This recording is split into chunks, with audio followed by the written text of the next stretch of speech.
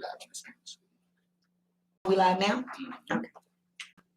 All right, man. Big shout out to Machiavelli, man. That is she's a young lady that does a show here on Sundays, poetry, giving you some news you can use, you know what I mean? So we definitely always provide a platform, not just for music, but for news, entertainment, celebrity topics. And of course, today is Playfair Fridays, you know, with my sexy co-host, Demeter Bishop. I'm your boy, P. Wells. What's up, everybody? How y'all been doing? How's your week been, P?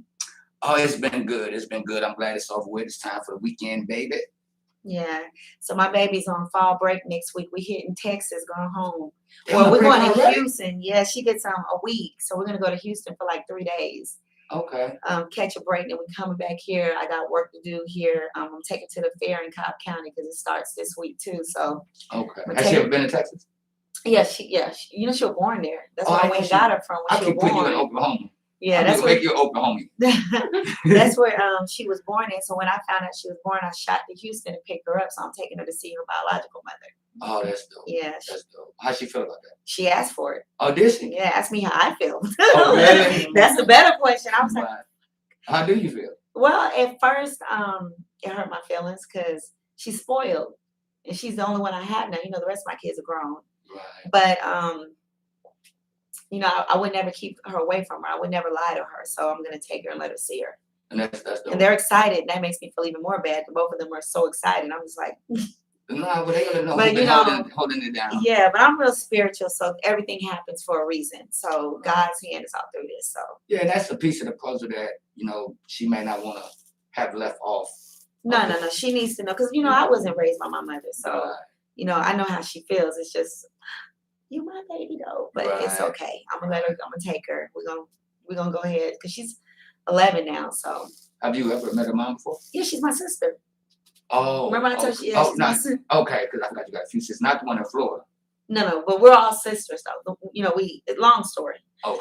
Another episode, but definitely another episode. But this episode is Playfair Fridays. Yeah. I called you last night. Was it last night or the night before last night? I told you what I had seen on the news. Oh, talking about Arkansas Mo. That was a couple of days ago. Yeah. So he initially signed a plea for 12 years. So, you know, in the federal courts, I told y'all the judges do whatever they want. So that's why the federal courts have a higher overturn rate than the state courts. Okay. So the state courts, when they stick you, it's usually hard to get out if you ain't prepared, if you don't got a lot on record.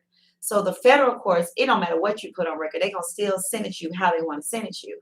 So he did sign a plea for up to 12 years, but then the judge said it just because of all these PPP loan fraud cases, and because he's a celebrity and he's not above the law, he added more time. But to protect the judge, he stayed within the sentencing guidelines. Okay.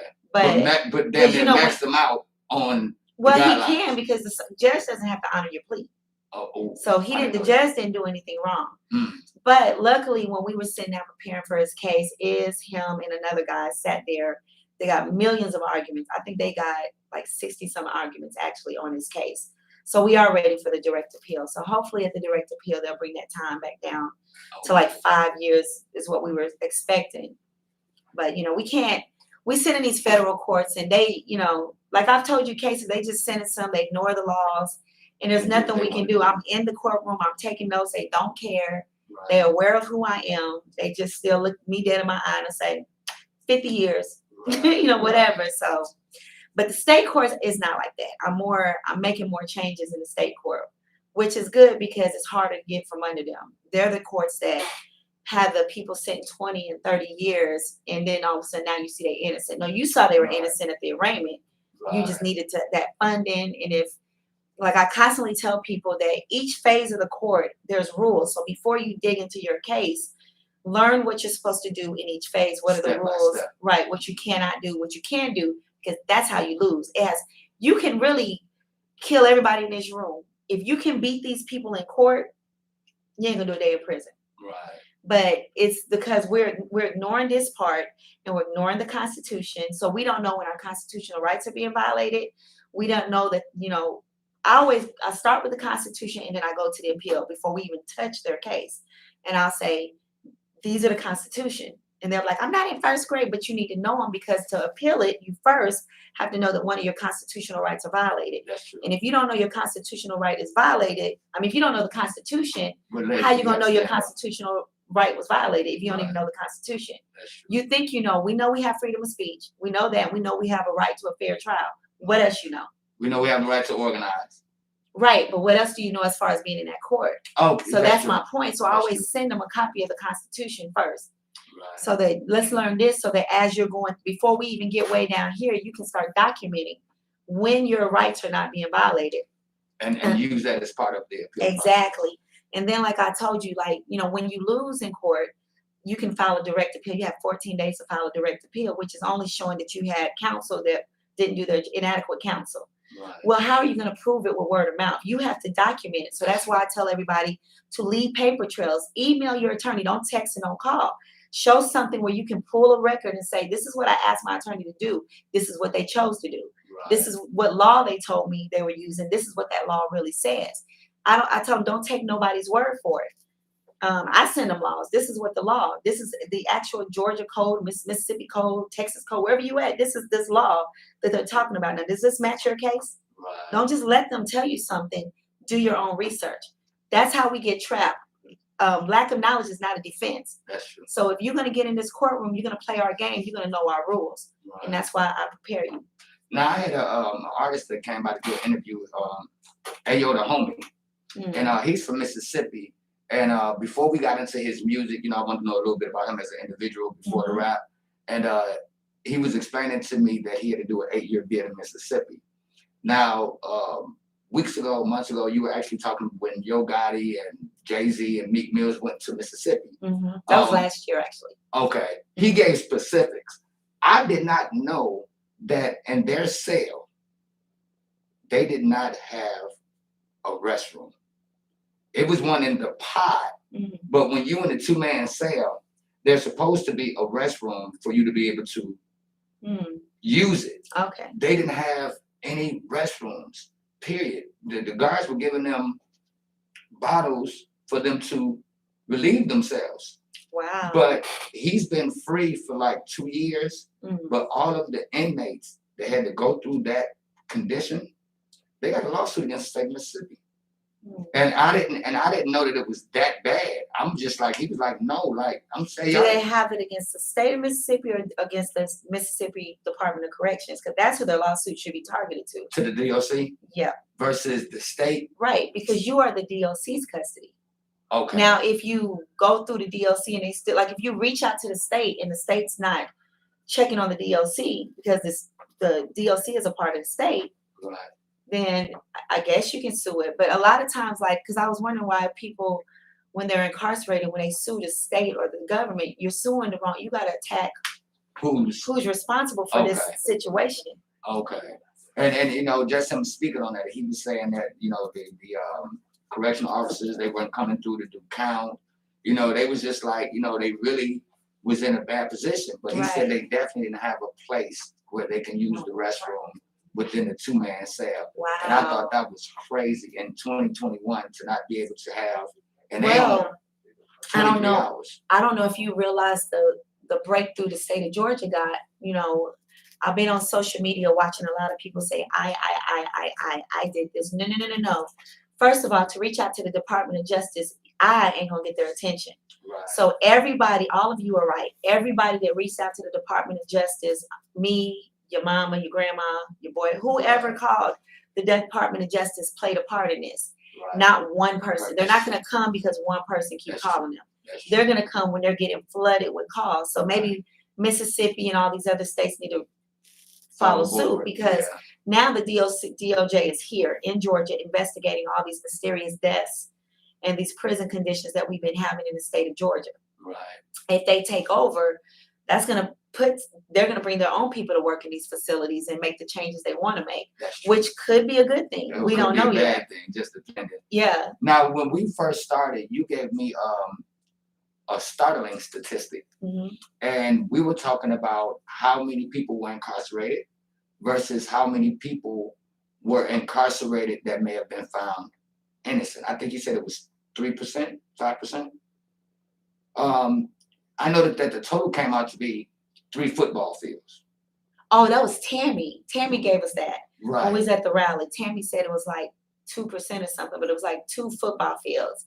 But like a few months back, the government put out the actual numbers, and I don't remember the specifics, but it was like somewhere between 500,000 and 700,000 people are sitting in prison on a wrongful conviction, and then it was like another 400,000 or 500,000 sitting with unfair sentences.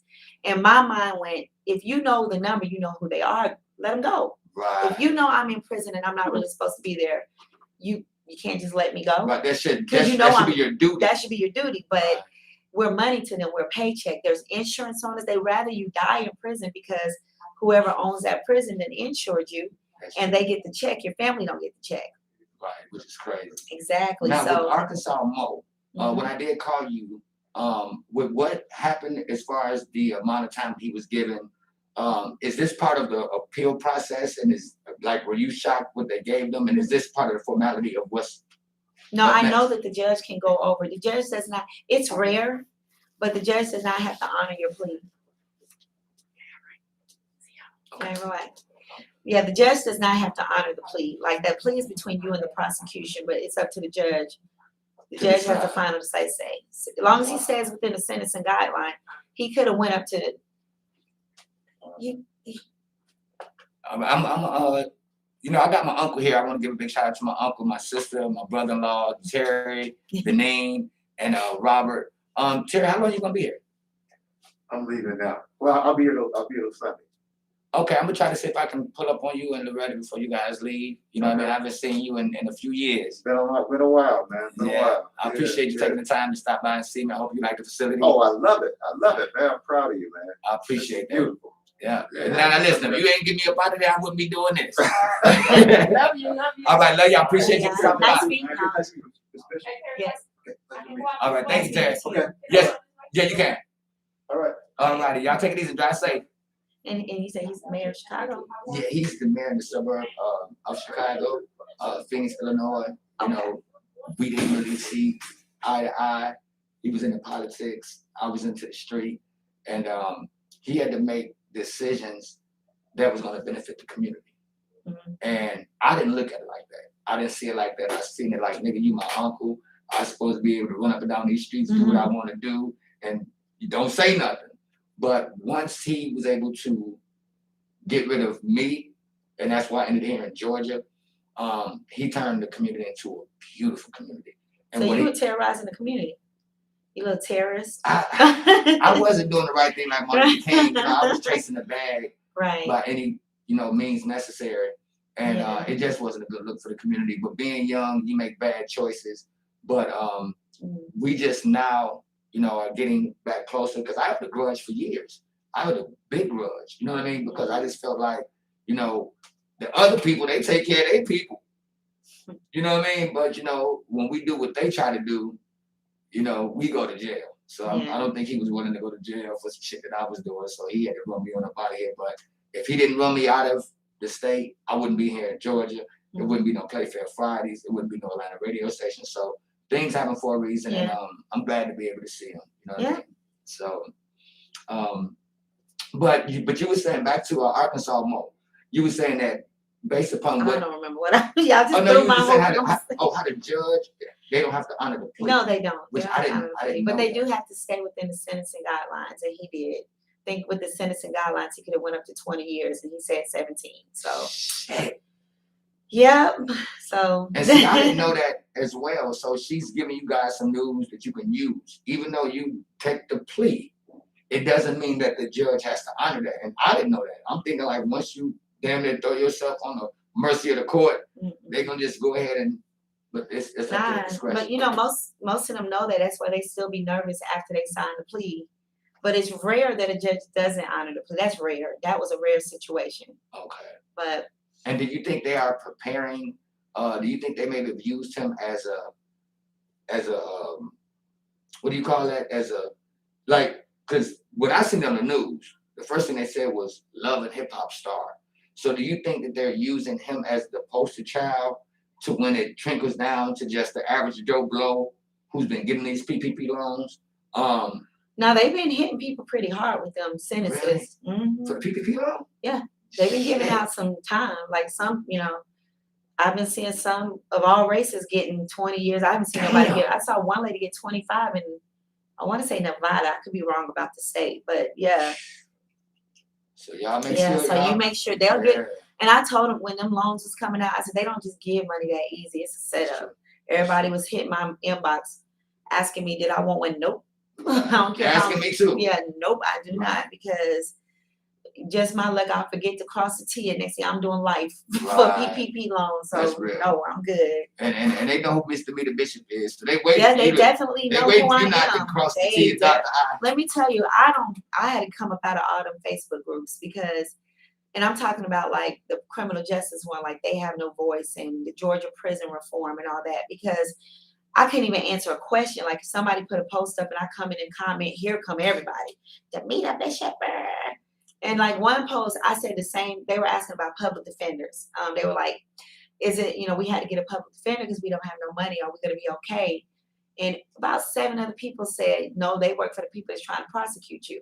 I was like the 8th person to say it. When I said it, here come all these public defenders. We do our duty. Now, you got all these people to talk to. Why are you talking to me? And I just kept saying, Carol, whatever said it too. This person said it too. Go talk to them. Right. And then they wouldn't stop. So I said, so you ready? You want to play this game with me? And I just started going. Bam, bam. They backed off. Don't play with me. This was a fight you didn't want. Right. And I think that just kind of solidifies your position, not only as an individual, but as, the forerunner of fair. You know what I mean? So when you say, people don't know, these people know. They know. And we need to get the people who we're fighting for to know. You know what I mean? They got to understand your purpose, your passion. I think they're starting to see it. Things are like, Matthew case is finally coming along. Finally, but I mean, I act like I feel like I've been doing this case for years, but it's only been since March. So I need to learn. I need to learn patience, honestly, because I want things to happen today. Right. And one thing I know, I'm real spiritual, and God has His hand in everything I do. Right. So I just gotta let go and let God. And I say this, but 10 minutes later, if it ain't happened when I wanted to, I'm right. That works without faith. Right. You know what I mean? Yeah, it is, but it's a lot of work, and I get frustrated, and I don't like to repeat myself, and I feel like I'm begging because and I quit my job for this. Right. And I quit my job. I make money still. I do Uber. I don't, all that. But you really, that was the ultimate. Yeah, I sacrifice myself to this cause, and I go wherever I'm needed. Dead serious. I'm like, but I'm seeing it now, and I'm not trying to be arrogant because I know the listeners are going to take what I'm saying as arrogance. But now I'm seeing that, I see the Creator in I see Him, because I got a message last night, or was it? It might have been the night before, but somebody incarcerated went on JPan. He said, "I don't think you realize who you are. You want us to see it. We see it. I don't think you see it."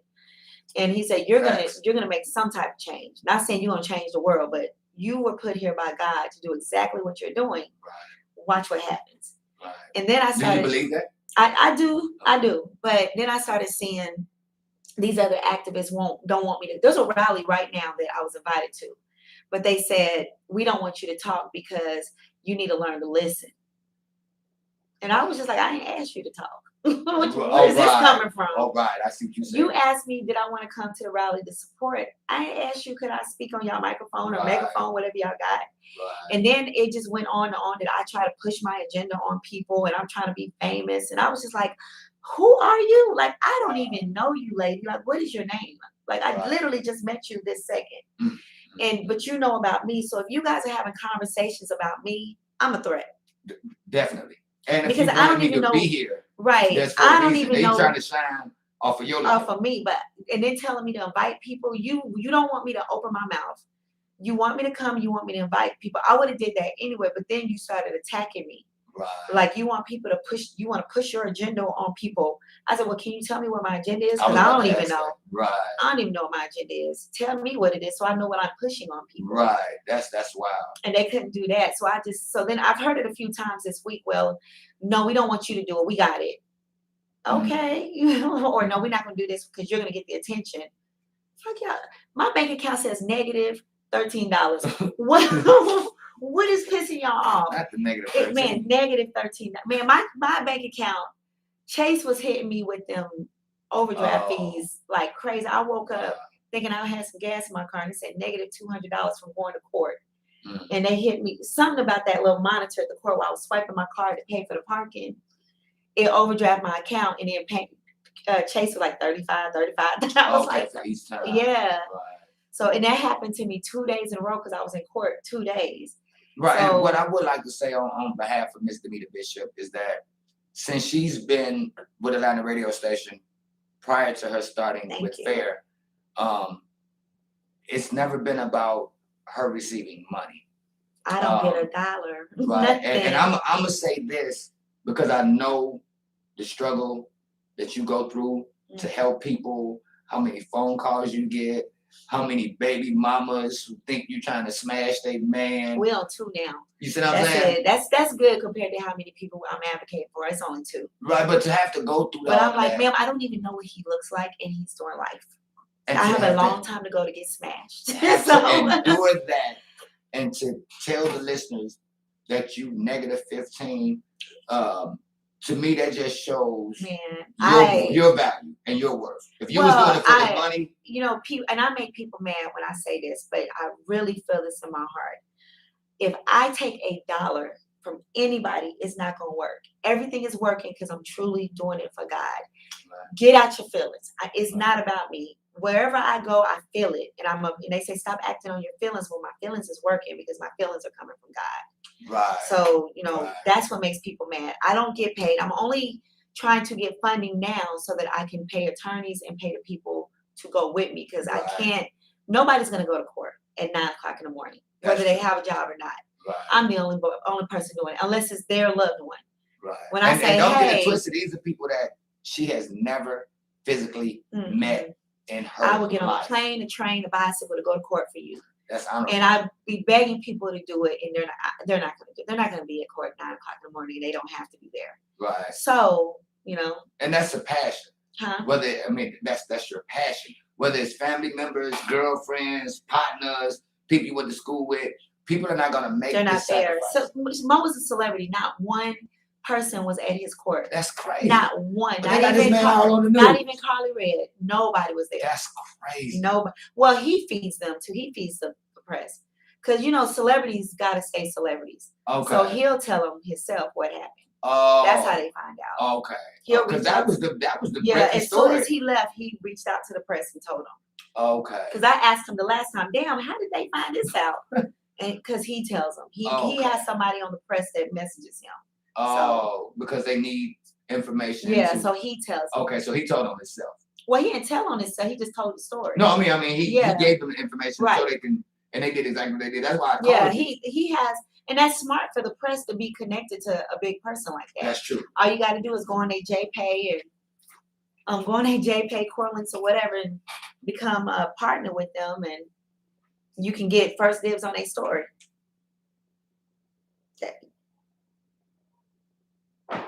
Hold on, I'm waiting on PIP to go to the bathroom. But goodness. So as you know, last week I was in court with Matthew Baker Jr. and this case is finally getting the exposure that I wanted it to have. A lot of people didn't believe in it because we don't want to believe that people are doing corrupt stuff. So, they was like, there's just no way these people are holding them. There's just no reason. And I was literally getting to arguments with people over this case. But now we're into the motion hearings and all that. So we see that everything that we were told was a lie. The things that people from Henry County was saying was false. And that, he's actually 100% innocent. The conspiracy law doesn't meet in this, but I switched it to that for a reason. I was trying to talk until you came back in here because I wanted you to hear this. Okay. So and a couple people close to me know that as soon as I leave from doing Playfair Friday, I'm watching the show and I'm catching my mistakes because I'm not good at public speaking. So I'm learning from the mistakes I made. Yeah, I hear what she just said. I'm not. Really? Because when I listen, I make a lot of mistakes. Oh, and so you're kind of critical of yourself. Yeah, so I'll go back and say, why did I say that? So let me tell you what happened. I did a live as soon as I left Matthew's court, and I know, bitch, you listening. I don't care. Because I really think when they covered up the monitor, I think they were watching my live. I don't think they was listening. I don't think that they was looking at no body cam footage. I think they were watching my live, honestly. So Matthew's attorney was like, why would you even listen to Demeter Bishop? Because she said hearing of the motions. And I was like, the fuck? Right. Did I say that? So I went back and clear as day, I said hearing of the motion. It's motion hearing. Okay. But I'm thinking so as fast, I talk, that it just came out wrong. That's so true. I stumbled. Like no, I just stumbled on my word. You know, you make mistakes when you're human. When we're live. We're not scripted. We don't come in here with a script. We just talk. Right. So you're gonna make a mistake. Right. So that's how you got on me. Anything else, Ho? You got anything else on me? Like this is all. This is why she's. Huh? What, she made a comment? No, she said it to Matt.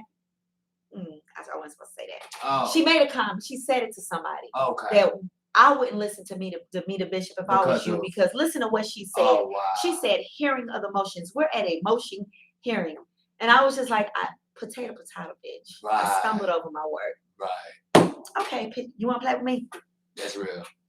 So I got a JPay message from Jacob, and he said, what's her name? Shayla, I think that's your name, that you and your team of public defenders, who are Matthew's public defenders, came into his cell and asked him to lie. And I have this written. Wow. You don't want to play with me. Y'all told Jacob Koski to say that Matthew Baker gave him the guns because you said nobody was going to believe he did.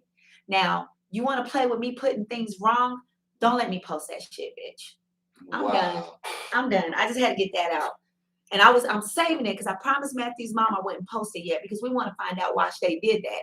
No, when Jacob said it, I cleared it up. I went back on JPay and I got the whole conversation.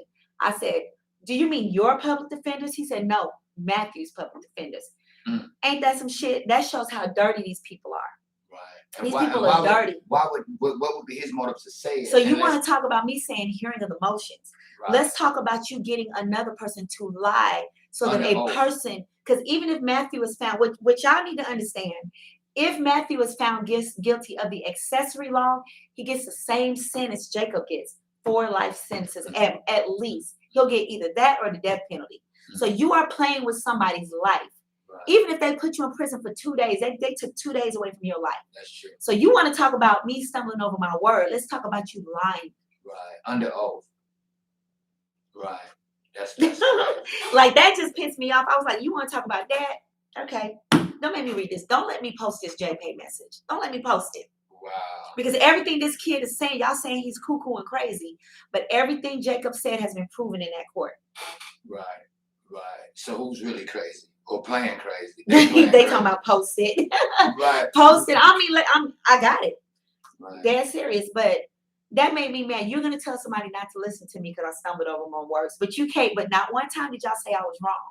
So, and that's what I told her. I said, but did I lie though? Was I wrong? Did I misquote the law? Right. Come say stuff like that she don't know what she's talking about. She's misinforming the flock. She's doing stuff like that. I stumbled over my words. That's all you got. Right, which is natural. That's natural. Right, it is. Okay. Right. So I'm done with that. We can get off Matthew. I just wanted to bring that up. That was eating me up too. Like, oh, you want to play with me? Nah. Play fair Fridays, but do not play with Mr. Anita Play Bishop. Fair or don't play it out. Right. So, okay, so October the 17th. Yes. So let me tell you about today. Again, I'm real spiritual, and somebody just commented. Okay, so look, I've been saying God for 40 plus years. Calm down. I feel you. What that is? He told me to say Yah, his actual name, Yahweh. Well, that's okay. We might as well say Jehovah. No, it's Yahweh. It's Yahweh. Really? It really is. Like the Bible says it. No matter what you believe, the Bible says that is his name. Okay. So I try to say it, but I'm trying to get right. But you can't change what you've been saying. Like people say, stop cussing. You know how long I've been cussing? I'm a cusser. You know how long I've been cussing. Right. But she's a natural certified cusser. It come out. I got a degree in cussology. Don't let the teacher fool you. She will cuss you out. Quick. I got cussed out at birth. Like this, it's in my DNA. But Lord, so today, last night, No, it wasn't last night. Wednesday, I got an email from Atlanta Parks and Recreation. So it's viral. Like they know about it. And they was just like, Ms. Bishop, it's gonna be more than 200 people there. You only paid for 200 people. And I was like, I mean, who am I that anybody else is gonna come out? Right. So they was like, oh well, it didn't spread and people are buzzing and talking. We're anticipating 1,000, so you owe us another 150. What? I paid it though. I paid it. It's paid. So y'all better come out. I'm gonna be mad if only 2 people. Yeah, because I'm not it's not. Well, first of all, we know it's not gonna be 200. We know that now. Right. Because on October the 1st, I talked to JD this Monday. Okay. So I'm gonna know who they are tonight. Okay. But y'all gonna know on October the 1st which celebrities are gonna perform at. Oh, that's dope. So we know it's once they announce this person's rapping, this person's singing. Right. We know we gonna get them. And it's free 99. It's gonna be a lot of people. Right. So they're right. So I paid it, and then they made me pay another 50 for amplified sound. I already paid 50 for amplified sound. Okay. So she gave me this big dictionary of why, which made no sense. But if I don't pay it by today at 1 o'clock, which I did, then they was gonna cancel the whole event. So Atlanta Parks and Recreation pimped me. Right. But my goal, I thought I was done with them, and I was moving on to the next thing that I needed to pay for. Right. So they got me behind. So I prayed last night. I said, God, I don't want to cancel it because I don't have all the money. Help. Right. But literally, send me somebody. This was last night. Okay. Like right my prayer before going to bed. Like help me. Like I don't want to cancel this. The city needs it. They're excited. I don't got all this money, and I don't know if I can get it. And guys, you know this. Right. So. Woke up tonight at school at 8 o'clock in the morning. I missed a call last night. If I would have answered that call, I wouldn't have had to pray that. But I called her this morning. I was getting ready to drive, and I said, hold on, let me call Shantae and see what's up, what's wrong. So I called her, and she was like, why did I call you? And she introduced me to a lady from an organization called On Fire. And they said, Miss Demita, how much do you need for this event? Wow. How much is the radio charging you? How much is the sound system? They said, okay, write it all down. We got it.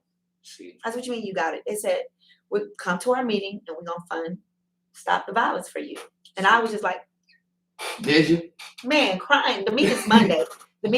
You was crying? Man, yes. I was crying because that was quick. Right, it's emotional. I was just like, oh my God, thank you, God. Thank you. So yes. And when you know, like when God sees, or Yahweh, when he sees you moving for the right reason, for the right cause, people come out of the woodwork.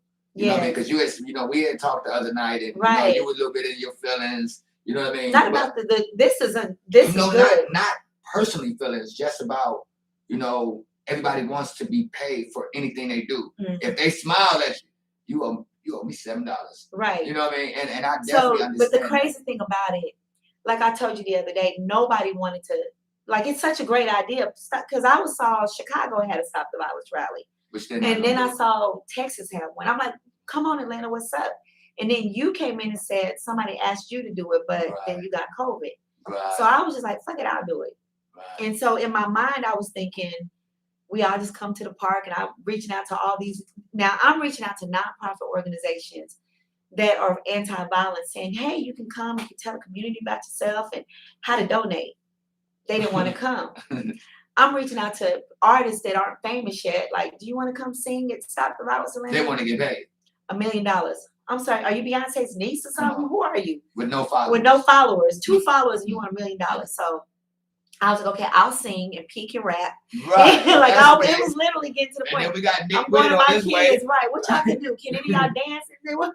Can you tap dance? Okay, I'll let my little babies do her little bop bop, in her little crib. We'll figure this out. Right. So then my friend, then Taya called me. She says, no, I'll get streets for you. And then Rashida said, no, F it, I'm gonna call JD now. So she called JD and we got streets. And then from there, then it was, oh, Demita, did you say no? I'm good. I'm good. Now we and let me say this, we got everybody. 94.5. Yes. But I want to give a bigger shout out to Demita and Play Fair Fridays, the fair organization. And this ain't to take shade, but I'm a grown man. This is a platform that I pay for, so I'm gonna say what I'm gonna say. Mm-hmm. Nobody thought about doing a Stop the Violence. So I want you to know, Miss Demita Bishop and the fair organization, that you guys are also shining a huge light on 94.5. This event makes them look That's good. what JD said. And it makes it appear as No, if they care JD, but about the honestly, community. now JD is a sellers at there, and he said we need this. They do. He said we They need do. this. The politicians coming, we need this. So Right. it was needed. I'm not famous enough to get it out the way it needed to get out. So God sent me some help, and I can accept that. Right. I can accept right, definitely. So even swap ain't I'm no not. swindle. Yeah, I'm not You know what I tripping. mean? I'm not Right. famous enough to make it.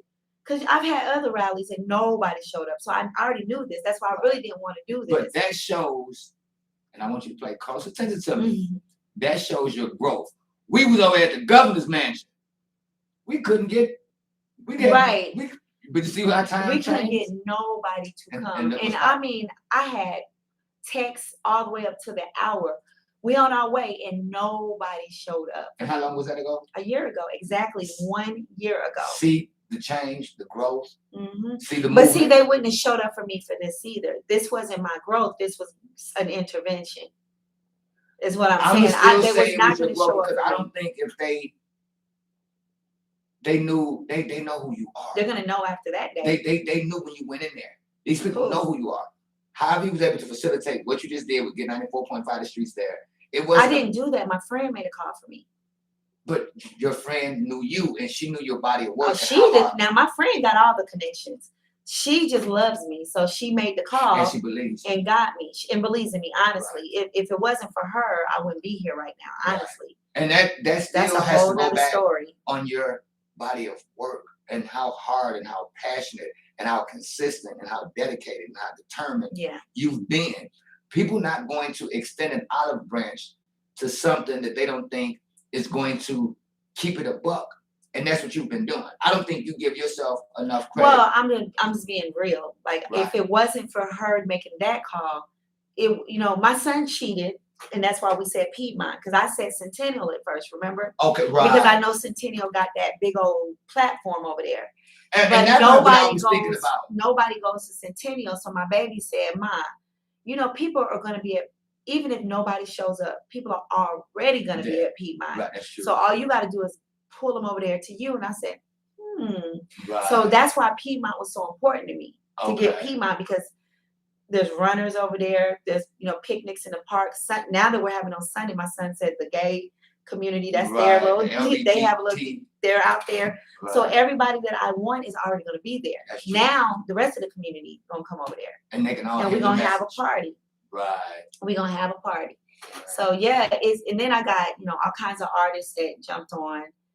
Rock. I got a rock band. I got an acoustic guitar singer. She was like, I can do cover. I said, no, do you. Whatever you sing. I don't want you to sing a Janet Jackson song where I would call Janet Jackson. I want you to sing your song. And allow people to get into who you are. It's going to be a great networking opportunity. It's for a great cause. Right. And hopefully, we all can learn from this event and find a way to be part of the solution versus part of the problem. Right. So everybody that comes out in the 10, they are actually part of the solution because they came out. It's more than a solution.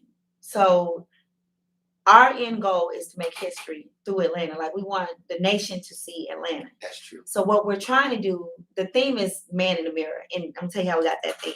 So last night I was doing Uber. My last ride of the night, I was up in Roswell, Georgia. I forgot the actual name of the bar, but it's by Rockin' Taco.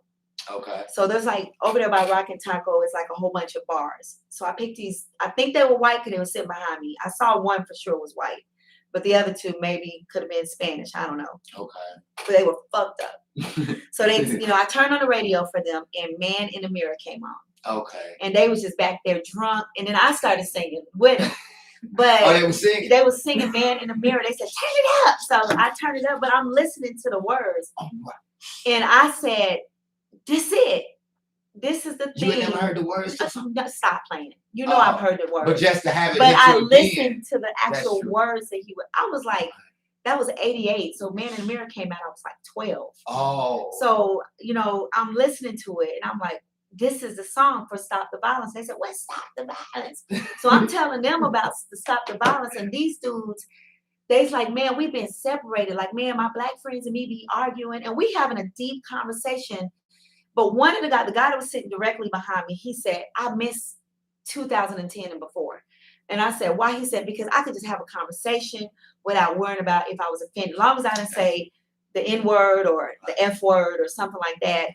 Or the F word. Oh, I'm talking about for gay people. No, the F word for them. Yeah, he was like, as long as I don't say that, I'm good. I'm good. He That's said, true. now you got to worry about everything. That's like, true. did I just offend her? And I agreed. Like, I'm with you there. And then the other guy said, I miss when I used to say, damn, baby, you fine, without them saying hashtag me too. Right. And I said, you know what? We're going to bring all this up. That's true. We're going to bring it up because they are dividing us. And we need to bring us back together. We were in the club, and excuse if I offend anybody, but they would say, ladies, if you're clean, let me hear you scream. Right. And right, because it wasn't derogatory. It was but just I mean, that might have been the best example, but you know, now it's like, and women, come on now, we don't be fair with it. So if Method Man come to me and be like, damn, you fine, baby, your fat ass.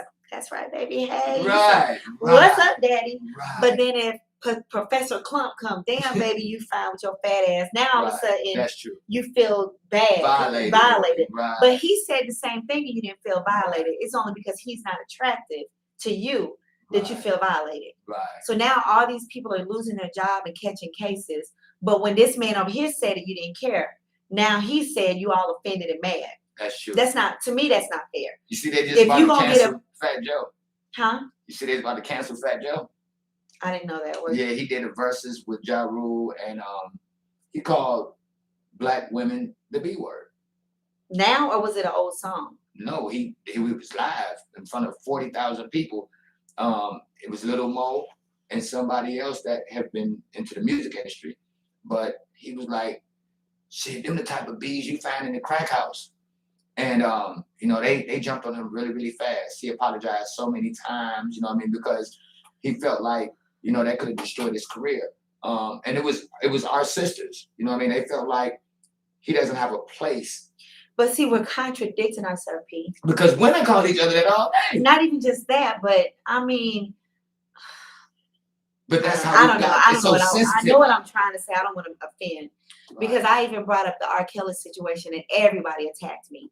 But I knew what I was trying to say. Like, come on, y'all. Like, was my sister still watching? I want her to cuss me out. But I mean, I was. And older men been trying to holler at me. Not now that I'm older, they don't want me. But when I was too young for y'all to be trying to holler at me, y'all was hollering at me. And I mean, the difference between me and my children's father. Right. Stop. Right. So we made. So my question, I made this question, and this is what made everybody jump down my throat. They told me never to say it live. But I'm gonna say it live because this just. Well, let me give a disclaimer. The views and expressions of Mr. It's a question. It's not my views. I'm asking a question. Okay. So if we give a legal age of consent, so every state is different, but in Georgia, it's 16. So you're saying that if I want to go have sex with a 16-year-old boy, he's old enough to consent to whatever I want to do. It's our business, right? So if I spit on him, that's my business and his business, right? So if it's the legal age of consent and R. Kelly 50 has sex with a 16-year-old and he peed on her, why y'all mad? She consented to him peeing on her. Right. So this is just how my brain is working. Like, because now that I'm all in fair, I always put the law in there. Right. Did he violate the legal age of consent? Did he rape her? Did he do something she did not allow him to do? Right. You may not like it. Well, it may be kind of weird. It may be weird to you, but there's things that y'all do that's weird to me. True. That's true. So we talk about the legal ramifications. We're talking legal now. Versus a moral. It may not make sense to you, right? But if it's consensual, it ain't your business because you made a law that says 100 to 16, you can do what you want to do. Right. You made this law.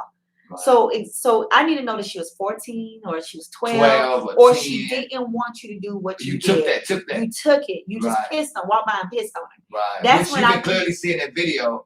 That was not right. I'm just talking about that video, but I haven't followed the case because I be busy. I the things that people are telling me, I keep saying, did she consent to it? Right. She was 15, but is in that state, what's the legal age of consent? Because that's his defense. That's true. Because y'all made these laws. Right. And if he didn't break the law, then he shouldn't be held accountable. And I don't know because I'm just asking. Right. Were they the legal age of consent? Yeah, it don't make sense. I don't want no like tonight is 10, about to be 11. But when she's 15, 16, I don't want her messing with somebody my age. But you don't But have I can't control it because y'all made it a law. Right. And you can't go to the police and say, I want him locked up. I can't. It's not gonna work. You know what I mean? And don't play with me, guys. Don't play oh with yeah, me. now I'm just saying, now she'll go. Don't worry about y'all going to jail. We won't even she have gonna to go to jail because she no, gonna put we something won't on your even ass. have to go to trial. I'll be like, what's the name of the woman's prison? Right. Okay, give me cell 205. I'm on my way. And I'm on my way. Right. You ain't got don't play with me. And you know, it's funny that you mentioned with the R. Kelly case because I've been following it, you know, because it comes on my timeline a lot.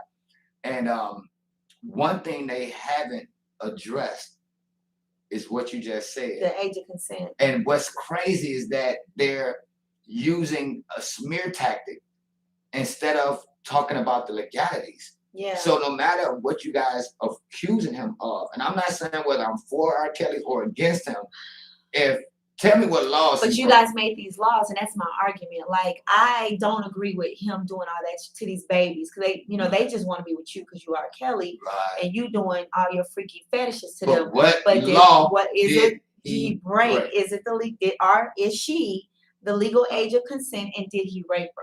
That's it. That's all I want to know. That's what he needs to know. And I have, and maybe it is. Maybe somebody else say no, Demeter, he did. Okay. Right. Hold him accountable for that. No, I'm just asking because I ain't been following the case. Right. I'm just asking I've been a question.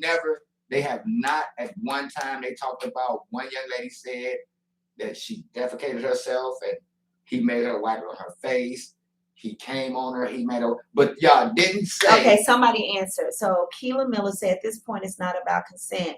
This entire case is about money. She was allegedly 14 when the video was done. Thank you. Because I haven't watched a day of the case. Okay. So nobody state the legal age of consent is not 14 for any state. No, 14, you're wrong. It's not. But 15 and 16 is the legal age, depending on your state. Right. So that's the only reason I was asking.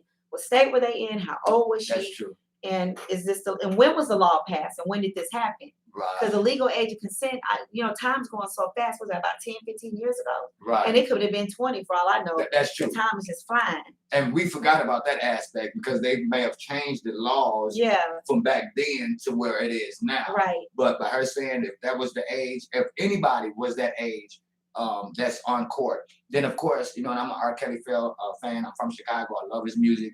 But if you committed the crime, you got to do the time. Right. And my cousin said it's multiple states. But again, that goes, you have to see which state were they in, what was their legal age of consent, and did she say he can do this? Because it's nasty. But if you say, D, put your shit on your face, and I just... yeah, I did it like a mask. Right. You was really participating. Yeah, you didn't put a gun on me. You just said do it. And I could have said no. You could say, if you love me, you'll do it. I'm like, okay. There you go. I agreed. So, that's true. It's nasty and they're babies, but you have to look at the law in every situation. And sometimes people, even when I'm speaking out against cases and I bring up the law, they get mad because you guys need to sit in the legislature and vote these laws down or out. Or know the law before you want to crucify somebody. Right. You know what I mean? And one thing about Miss Demeter Bishop, she's not this away or that away. She's straight away. We're talking about the law. We're not talking about your personal opinion. We're not talking about your feelings. Mm-hmm. We're not talking about what you think should happen. We're merely talking about laws. And as long as they can think like that. Addicted to them now. Like Seth told me this was going to happen. And was he right? I love it when I could spit a law back. I should have went to be an attorney. I'm just getting too old. Now I ain't got time for all that. You ain't never too old. I don't got time to do because I had to go all the way back to the big daddy. I got to do college and then I ain't got time for that. Well, shit, with the COVID, nigga, they giving diplomas to anybody. So But yeah, so it is. I love it when I learn the law and how it works, and it's 100% about reading that law. That's true. Because like with the but what they say about black people. If you want to trick them or if you want them to not know something, put it in the book. We don't read. We do not. I don't. I honestly, I've never been a reader. I'm not even gonna lie. I only read when I'm interested in a topic. Then I'll go read it, and then I'll read all of it. Okay. But I think that's a lot of us. It's got to pique I'm not a reader. Now, my kids are readers. They'll, all except for one, are readers. They'll sit in books and with their feet cocked up on the sit- ceiling oh, and that's sit back dope. and just be reading. But I've never really been a reader. And reading is fundamental. My mom always told me, the more you read, it increases your vocabulary. Mm-hmm. And you know, as you increase your vocabulary, people treat you how you speak. So if you speak intellectually, people have no other choice but to treat you as an intellectual individual. If you talk like you from the hood and you don't know how to hold a conversation, people gonna treat you like you slow. So I'm an advocate for reading. You know, I think reading is fundamental, and as long as you read, you learn, you grow. You know, you're able to expand on your vocabulary, and people can't look at you as an ignorant nigga. Right. Yeah. So, you know, I got 13 law books now. Wow. I just got one from Alabama because I picked up a case in Alabama. So, you know, one day I'm gonna have all the states. Right. But these books are not cheap. I I do not, because I know these attorneys are gonna attack me. So I don't get the $30 law book. I get the LexisNexis $235 real shit. Because when I come, it's like, right, I gotta come correct. Yeah. You know what I mean? Because they, you know, and it's funny because it all started because I Googled something and they said, all she gonna do is Google it, and they were right. So I started buying the law books that now accuse me of Google, because now it say Georgia Code 34219-221. And they be on your ass like because they want their people, but they don't talk to me. That's the beauty of it. Somebody gonna talk to me now because I said they don't talk to me, because I said they can't even look me in my eyes, and then the prosecutor was like, can you see me now? I see you, bitch. Like, so now I say they can't, but they don't. They complain to their client, but they don't say nothing to me because I'm saying, oh yeah. And Ms. Davida, you made an excellent point. And I want to say this to anybody that is being represented by a paid lawyer, or anybody that's even being represented by a public pretender. They work for you. Things that Damita Bishop has told me has sunk into my head. They work for you. So if you have somebody like a Damita Bishop who's doing everything pro bono, who's spending her time, her money, her gas to help facilitate you, how dare a person who's representing you, who worked for you, tell you you don't want this person around? That should be their choice. And I'm gonna be honest with you, it is very few. Every attorney I work with, it's not like that. Okay. It's very few. Okay. That's when I know you crooked. Bingo. Because they want me there. That's it. And they see me going on my social media. Leanne is my favorite attorney because she's my favorite because she don't look powerful. She look like when you see her coming, right? She looks like, and she talks like, you hear her, you're gonna be like, oh, I got this. Right. But then she's gonna come with everything she got. Okay. She's like a David and a Goliath situation. She is going to bring you down any kind of, if she will use Dr. Seuss, the Bible, the dictionary, whatever she got to do to bring this case to a win, she's gonna do it. So, but when I get on her nerves, I get on her nerves when she answers all my questions. And I know I get on her nerves because she'll roll her eyes. To me, now what? Hold on, Leah, I just got a question. Right. And then she'll answer my question and break it down to me in, Dr. Seuss terms where I understand. And if there's something that she needed me to hear, she'll say, did you hear that? Go tell everybody. Okay, that's what I do. That's what I needed. That's what I needed. Right. And if they don't, another one, Reba, he'll say, do not put this on your social media. Okay. Let me figure this out first, and then I'll tell you when to put this on your social media. Okay. So, it's just a little bit it's just a few. Out of 139 cases, it's 3 attorneys. Well, it's Matthew has 3 attorneys, but it's like 2 more other than them. So 5. Okay, so we definitely setting the record straight. It's not all of them. It's not all of them. And what happens is, because you've been doing this so religiously, they sticking out like a sore thumb now. Mm-hmm. That's what they dumb ass don't even know. Right. You telling on yourself. You know what I mean? If you think she's not as smart and as witty as she is, let her dig her own hole. And I'm glad Keela just said that. So I start school. I'm taking paralegal classes at Kennesaw State starting October the 11th. Okay. Do you know how many jobs I got lined up? Wow. Prosecutors, district attorneys, defense attorneys, tax attorneys. I got so many. So what is a paralegal for some of us that may not know? I don't know how to answer that question. Okay. But really, they do the work for the attorney. Okay, they do the preparation. I'll know on October 11th how to answer it, but Yeah, we can do everything except for represent you in court. We can do the preparation. We're doing we the can groundwork. file it. We can file the motions. We can do all that, but we can't do the talking. Okay. So really, the attorney is our pimp. Really, honestly. Right. That's true. Y'all doing the work. He just get the paper. But I only have to go to school from anywhere from 7 months to 18 months, depending on, because I'm paying from. I only have one class now because I can only afford to pay $350.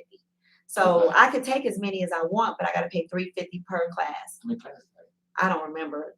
If I pay for like 2 a week, I'll be done in like 7 months. Okay, I see what you're saying. But it's quite a bit. But yeah, Keela, you're right. So I'm not a paralegal, but I'm doing the work for the attorney, and I be catching stuff attorneys don't catch and telling their clients, and then their clients tell them, and they don't like to give me credit. They'll say, "Who told you this? Dameda?" And the next thing I know, they're in court saying exactly what I just said, and I'm just like, "You're welcome." Right. Hey, Tony, you're welcome. Can I get a shout out? He'll say, I'm a cash app you $50. Thank you. Oh, that's dope. I mean, like I say, it's only these attorneys that don't like me. But it's the way they move that you're the defense attorney. Even prosecutors, like when the case is over, they'll come and say, "So what do you do? Like, where did you come from?" Well, and I told one prosecutor like a couple of weeks ago that I was getting ready to go to school. When you're finished, if you want a job for our office, we start off at this much money, and I'm just like, okay. I might just work for myself, but okay. I'm glad you. But that makes me feel good because true. that means they're impressed with what I'm doing, and that makes me know keep going. That's it. That's not that you're on the right course. You know exactly. what I mean, because everybody's not going to accept and like what it is that you're doing. No. Because they're not doing what they're supposed to do. Right. You know what I mean? Now, prosecutor's job is to prosecute. That's the job. A good prosecutor is going to take what she got or he got and try to win the case for what they got. They're not going to go behind your back and get people to lie. And honestly, from what I see, Matthew's prosecutor, not the district attorney, the prosecutor, she's not crooked. Right. She's actually sitting there following the law, trying to bring Matthew down because her job is to prosecute. That's her job. That's her job. But you can also show where the prosecution, their points aren't valid. And that's to the defense. Right. And that's what they're not doing. Now, what they do behind closed doors, I don't know. But the defense is moving like they're working together. Right. So now I'm going to say they all corrupt. Right. But the because it's like a police officer killing somebody and you're not stopping them. You're guilty by association, or even within the same charge that they're trying to give Matthew. Accessory. Yeah, but accessory don't fit on this. No, I mean, as you know, with the prosecutor, if you know that they're doing something illegal to try to get a conviction, then you're just as guilty as an officer who watched somebody get killed and didn't do anything to prevent it. Right. You know what I mean? So my goal is, we can't get y'all to report them to the bar. So what I want people to start doing is when you get a bad attorney, now losing a case is not a bad attorney because sometimes that prosecutor just badass. Right. If you have an attorney that's not talking, that's not raising arguments, that you don't have no witnesses, you don't have no evidence, that attorney ain't even trying. Right. That's a bad attorney.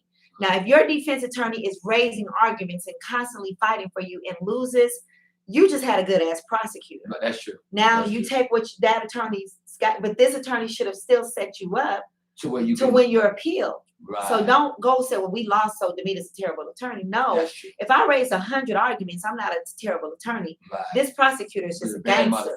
Right. So it happens, but then you're good at your appeal. Right. That's true. That's true. Because like you said, their job is to prosecute. Their job is to prosecute, right. By any means. Like, I mean, not to say that they're doing anything illegal, but they're going to work hard to prosecute you because that is their job. The defense's job is to make sure that this doesn't happen. That you don't get prosecuted. Or if you're guilty, to make sure that you get the lightest sentence possible. Right. And that's where the preparation comes in at. Right. So if you have a defense attorney who hasn't prepared himself, who hasn't done the things that needed to be done to represent you, then they making the prosecutor look like Michael Jordan on the court. Right. You know what I mean? Because it may not be that they're the dopest prosecutor. You may just have some lame ass defense attorneys. You know what I mean? Yes. So and that's what we're looking at with Matthew. I mean, that I can't really say nothing else more about that. Like I said, I'm thankful we got a new YouTube video out on him. Okay. Somebody I've never met, I forgot what her name was, but she did a YouTube video on Matthew's case, and I was so happy because we need as much information out about him. Now we see he's innocent. They won't let him go. They're not going to let him go now anyway because we're past that point. All that was supposed to be done before the preliminaries. Now we have to move forward with trial. Okay. And the only thing that can happen is they find him not guilty. Right. But, you know, we can't just assume that they're going to find him not guilty. We actually have to show them that we're watching. Right. We have to be inside the courtroom, outside the courtroom, on top of the courtroom, whatever we got to do to protect him.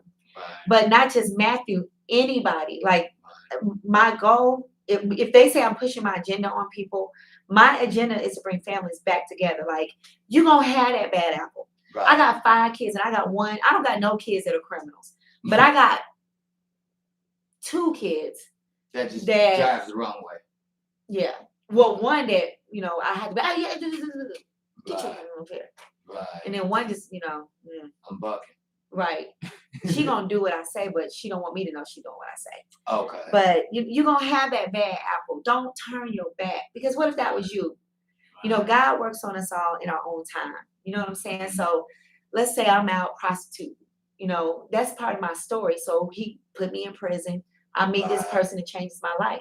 Right. And now you can help other young now ladies. I'm in college, or you don't know, people's walks in life is different. That's true. But turning your back, sometimes you turning your back on an innocent person because you don't want to be a part of it, and they just got drugged through the system, and now they doing life or a sentence like 40, 50 years. Right. And they sat there, and then you want to pull up on the day they get exonerated. You should have been there this whole ride. Right. And it's funny you say that. So just and the way I look at that, just imagine if someone accusing you of something on the streets, not in the criminal system, just someone accusing you on the streets, and nobody defended you, and y'all know me, but nobody stood up for me.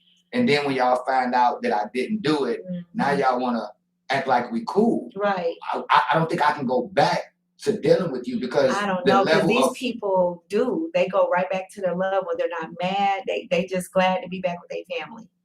I guess because that's all they have at that point. Right. If someone's going to welcome you back in, they're doing it because they know morally, damn, I thought this nigga had did it. He didn't do it. So they feeling guilty. I don't want no guilt trip if you couldn't see I didn't do this, because you know everybody says they're not guilty. But like the young lady said about Matthew's mom, she knows her child. Yeah. You know what I mean? But see, and even with that, she has a good child, but how many of us know our child? Come on now. Like, as a mom, I've had kids shock me. Like, I can't believe you just did that. That's true. That sounds like that one. I can't believe it. Like, Right. Perfect That's example, true. when Dimitri, Dominique, and Deja were all in high school. Dimitri skipped school all the time, but their high school wouldn't tell me which kid it was. Well, come to find out, it was Deja. Oh. But Deja had straight A's. Okay. So I was not going to think Deja was skipping Right. school. How do you skip a school and get straight A's? Right. I'm sitting up here beating them, like choking them, but get your ass. And it was Deja. Wow. So then I had to be like she Right. had, her grades were excellent. When I picked her up from cheerleading practice, she was up there, go, fight.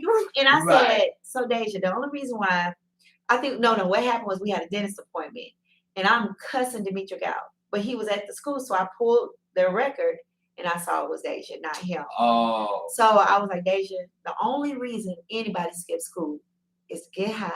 Or to be the boy. Which one are you doing? Might have been both. So but it had to happen. So my eyes couldn't. No, she wasn't smoking weed. Oh. She wasn't smoking weed. Oh, I'm sorry. I wish she was smoking weed. I mean to put that on there like Yeah, that. she So let me was. ask you as a parent. But I use that example just so you know your kid. That's true. But But you don't know what they're capable of doing. I mean, you hope. Right. But all of us, come on, even us as kids, we That's did true. things that our parents probably never found out about or was Right. shocked at. Did you just do this? Like, I'm Right. so ashamed. I can't believe you just did But that. we did that on our own accord. It wasn't how we was raised. It wasn't what our Right. parents taught It has us. nothing to do with how you were Right. raised. Right. That's true. That's definitely true. Yeah. Yeah. That's So yeah, that's why when I got the case, she was just like, you know, he was too perfect the way she described him. Mm. He was too perfect, and I was just like, she ain't gonna tell me. right. She ain't gonna tell me nothing bad about this kid, so I'm gonna have to go digging. Right. But he really is a good kid. But I mean, it was nothing. She had no bad, nothing, not an F, not right. nothing. So I was like, no, nobody's that perfect. So let me go see what's going on. And I just know you and the credibility behind how hard you work, and you just want to make sure that the fair organization is respected, and you're not just taking cases because it's a pity party, because the reputation is also on the line, you know. And there's been cases that we would talk on off air, and you like, look, Pete, I can't do this one. Like, you know what I mean? No, we kind of getting all over the place, but I did want to touch on something today because, October is it's a lot of month. It's breast cancer month. It's domestic violence month. Wow. Gay pride month. Damn. Abuse. It's a lot going on in October. But today is exactly a month from Stop the Violence because today's September the 17th. Right.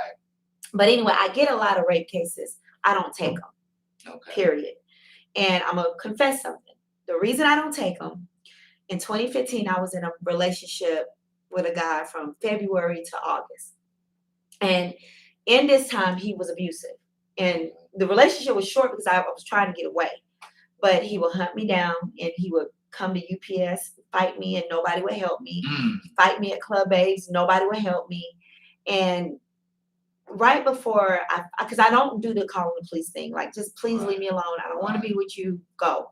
Right. He wasn't going. He just was gonna make me, and then he would attack my character. And when people like, no matter what I've done, like when I go to work, I've always been like that model employee. Right. But it's not because I'm just trying to be. It's because I don't have a choice. Right. I got all these damn kids to raise, no help. I gotta be. Right. I can't get fired, so I gotta go do what I'm supposed to do. You can go play and fuck off, but I gotta do what I'm supposed to do because I can't afford to get fired. Right. So people always, every job I ever had, wanted to see that I was fucked up in some type of way. I was cracking anything they could find against me. They wanted to see. Right. Not knowing that you were doing everything you were doing because you were a single parent and you yeah, they knew I was a single parent, but they wasn't thinking. Right. So here this dude comes with all these. I had got evicted years ago, but my house had went on the market. The landlord sold my house, and I had this other eviction, so I couldn't find nowhere to go. Right. So he had a basement, and this is how we started dating. I was supposed to be the renter of his basement. Okay. But we ended up hanging out and talking and dating. Okay. Well, he wanted a wife. He didn't even love me. He missed his ex, but he wanted a wife. It could never get a woman to stay with him because of his history of undiagnosed mental abuse that made him abusive to every woman he ever been with. Okay. So, I'm a fighter, so he would fight me and I would fight back, but he's 6'5" and I couldn't beat him. So it would end up with me balled up until he got tired. And then when he would go to sleep, I would pack up and escape, and here he come with his truck and pulling me. It was the worst thing I ever went through in my life.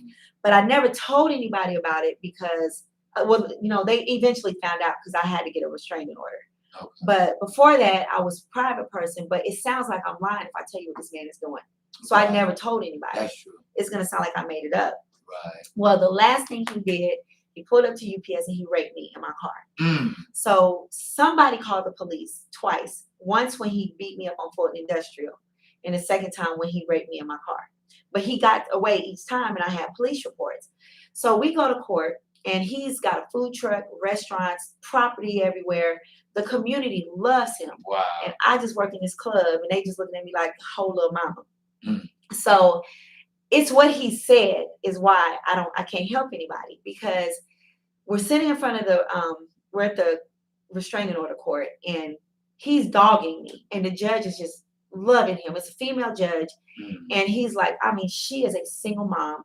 She has 3 different baby daddies. She's works in a strip club, and they're just looking. And I have this. Why would she not want to be with a man like me? And I'm like, because I don't want you, bitch. Fuck you mean? Why? It don't matter if you were Jesus if I don't want you. I don't like. And the judge is telling me to shut up, like being rude to me. But I had these police reports that I didn't call the police for. Somebody else did. And I had to bring that up. I said, Judge, I don't know why you don't like me because you don't even know me. I said, but I didn't call the police on these police reports. People witnessed this. They witnessed this. And she said, so I have to give her the restraining order. Like, you didn't want to give me the restraining order. Right. And then he said, but because before I even opened my mouth, he goes, why would I rape her? Like, look at her. She ain't even all that cute. Look at me. Wow. I got this. I can get anybody I want. But and this, okay. And then it was something else he said. I don't remember. Like, I'm trying to give her a better life and she wants to be a hoe. Classes. Like, just all that. So he painted my picture to the judge before I even opened my mouth. Right. So when all else failed, I said, well, regardless of how you feel about me, Judge, I didn't call the police. So eyewitnesses called the police, and you can read it on the statement. And that's real. So when she read it, she had to honor the restraining order. Right. So fast forwarding to now, every time I get a rape case, they say exactly what he says, and I stop listening. I just sit back. Right. And I say, you might be innocent, but I can't take this case. Right. And I'll say, because you're triggering me. You trigger me, want to beat your ass. Like, Right. don't call me. Don't take so, me back and I had to explain that because people are like, you advocate for killers before. Yeah, because I ain't never been killed. Right. No, nobody I love was shot. Right, so you don't have an attachment. It's not an attachment to it. Right. This is personal. So Right. you might be innocent. If you don't come with DNA evidence, I can't take the case because your mouth is gonna say something that's gonna piss me off. Right. And these cases is your word against her word. Right. And they're not there to tell their side of the story. So unless, like you said, you have somebody that witnessed it. Right. You know what I mean? So I back away and I tell them, oh, I don't take rape cases. And they try to force me to. I'm sorry, I don't take rape cases because you gonna trigger my mind and I'm not gonna give a fuck about your sentence. Right. So get somebody else. Right. That's true. I mean, because you have an attachment through your own story. Right. And what you've been through. So it'd be kind of hard to even. Yeah. You know what I mean? And I just wanted to explain that. I didn't mean to get so personal. I just wanted to explain it because they don't understand. I try not to tell them why. So I'm telling you why now. So hopefully y'all understand. Yeah. There's millions of organizations that help with rape cases. Just not this one. Now Tammy and Erica can take it. Okay. They can take it. But everybody want me when they call for fair. And I'm not touching that. Right. So I do have a rape case that MC Shane gave me. And I don't. We have DNA for him. We have DNA tests for him. Okay. But they say inconclusive. So Tammy does most of the corresponding with him because he triggers me. He'll irritate me and I'll cuss him out. He'll be like, why is she cussing me out? Right. And then I have to come back and tell him, I keep telling you that I've been through this. Right. Everything, like it's the ugly girl that gets raped too, y'all. Not all don't get it twisted. That's true. Don't get it twisted. That's so true. you saying, wow, look at her and look at me. That means nothing. And that's people want what they can't have. Or they go for an easy fight. No, that's real. So back to what you that said. Means nothing. People want what they can't have. have. So a nigga with a lot of money, and when I mean nigga, it can be any color. They can want somebody, and that somebody doesn't want them. She don't have to be Nicki Minaj or whoever you think is the baddest chick, but they don't want you. And some men can't handle. A lot of men can't handle rejection. A lot of men, especially men of power and stature. Man, when I first moved to Atlanta, I remember this dude was at the gas station, chocolate, and I'm looking around by a few dark skinned women. So why would I think you're talking to me? Right. Hey, chocolate, say bitch. Hey. And I go on and do what I gotta do, come and get the kids in the car. He comes right to me and he goes, you ain't have to do it like that, chocolate. And I was like, do what? Right. He said, I called you. I said, oh, you were saying chocolate. That's not my name. And she's dark skinned. He said, you know, I ain't talking about that. I didn't know who you was talking about. But then he cussed me. He said, because you ain't even out. He said, you ain't got to act like you out there because you ain't even out there fine with your big forehead. Oh. I said, but again, I'm minding my business, pumping my gas. I didn't call you over here. Right. I know my forehead big, but I didn't ask you to come over here and talk to me. Right. So these folks is crazy. No, that's real. That's real, especially when they feel like they have a certain class or a certain level of money and status. You know, they don't like rejection. Who likes rejection when they feel like money's supposed to get them everything? But status is supposed to get them everything. But it doesn't give you respect. It doesn't give you genuality. You know what I mean? Most men hide behind their money and all of the houses and cars because that's what fuels them. You know, I know a lot of men who don't have to have a lot of money and a lot of cars, but they're real men. But if you want, you can have it all. And this is just a word of advice because I'm dealing with a lot of people who once had and now they don't got it. Right. And they can't handle it mentally because they're used to being the man or the woman. You know, a beautiful woman, then she gains a bunch of weight. Now she can't, it affects people, not celebrities. You know, they're used to the fame and all this. Right. And then when they don't have it anymore, that's true. They're used to it. You know, if you want people to be real in your life, don't use materialistic things and money to get them. That's real. You know, be normal. Just, I ain't got it. And you'll see real people come at you. Right. And I've learned that in my own life. Working in them clubs, we touch money. Right. And when I have money, I don't pay attention. Like, I could be passing money out left and right as long as I can afford to do so. I don't care. Right. It's when I don't got it that I realize, damn, I did all this for you and you can't even give me a pencil. Right. Like I've done a lot for people and then I asked for something and couldn't pay it back and they all on social media. But you got 7 jobs, bitch. I know you're talking about me. I know you're talking about me. But I ain't never did that to people because my parents said don't loan money, if you can't just give it to them, don't worry about it. And it's funny, we had talked about this, and I told you, I think one day you came in and I said I was mad as hell because I gave one of my siblings some money. And the week before, I just said, if you can't afford to give it to them, don't give it to them. But that's why, because of how you was feeling, and it ends relationships and friendships. And even there's been times where I wasn't thinking about that money and people stop talking to me because they think I'm thinking about the money. Right. That's true. Right. That's true. Like, you know, money is the root of evil. It really is. It is. It is. So it'll make people use you when you didn't even have, I would give it to you anyway. You didn't have to use me. Yeah. It'll make people, you see a whole different face of people about that money. And the one thing I hate is when people say, oh, now you think you're better than us, or well, now that I can afford to live somewhere else, why do I want to live in the projects? Right. Can't let me go over here where it's safe, because I've been living here. I couldn't afford to move. You know, I'm getting shot at. My children ain't safe. And they look at you differently. They do. Like you move, but then you want to still come back and hang out with some of the people that you socialize with in the neighborhood. Oh, this bitch thinks she better than everybody. Oh, look how she walk. I've been walking the same goddamn way. I hate that line right there. You think you better than people because you don't know what nobody going through. That's true. You do not. You might look at me and think, oh, she got it all, and I might be eating out the trash can. You don't know. Like you don't know what people's. You know, some people kill themselves because you didn't know what was going on. Right. Oh, I thought she had it going on. Shit. But yeah, y'all looking at the outside. Yeah, you don't know what a person inside. There's a lot going on in people. People are smiling and being so much pain. I'm learning it. We lost 2 friends this week. Man, I'm not gonna put their names out there, but those of us who used to work at Club Babes, we lost a regular customer and his side piece, but they were in love with each other. Like he loved her more than he loved his wife. Okay. And I'm talking about for 10 years he was with this woman and took care of her and didn't even want to be with his wife, but his wife went and divorced him. And, you know, it was a lot to the story, but they got high and OD'd in his penthouse. And they were found a few days later. Damn it. And I watched the comments. Now, you were just gossiping about this girl.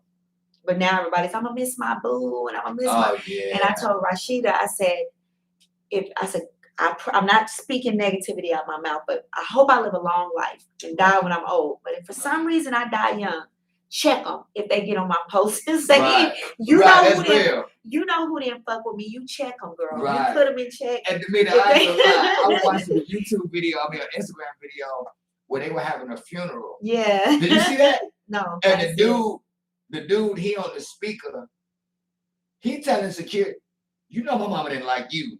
You didn't like my mom either. Can y'all escort her up out of here? That's why I told Rashida. You owe money to my mama and you didn't pay her. Can y'all get him up out of here? I was laughing. I mean, it was so real because the people. You know who didn't fuck with me, couldn't stand me. Right. Get their ass They out better not put up close. I'm going to miss my friend. Bitch, when was she your friend? Right. Because you talk. That's true. I'm going to tell you something off air because I'm about to get in my feelings again. I was about to say it on Playfair Friday. This ain't a conversation for Playfair Friday, but yeah, I can't wait to and let me ask you this, Mr. Mita. You know, because I don't get this opportunity to interview you like I would like to because you know we're host and co-host. But over the time period that you've been, you know, working hard with FAIR, do you feel like after certain situations happen with, I hate to call them inmates, but with the prisoners, do some of them just drift off into life? Like after you've put in the work and things don't go the way they're supposed to go, or they don't get the same yeah, definitely. Really? I've only got 2 free, and I got 5 cases dropped, and not one of them say they might like a post, they don't share a post. All I asked them is to throw me a shout out. Not one of them did it. Wow. But it's okay. Don't fuck up. I know that's right. Don't fuck up. This is not a revolving door. It's not a revolving door. You didn't. That was our contract. Right. That was all you had. That's all you had to do. You couldn't do that much. Wow. Don't call me back. and that's how you know that you're doing it. And I'm saying that I might. I don't know, but yeah, they don't.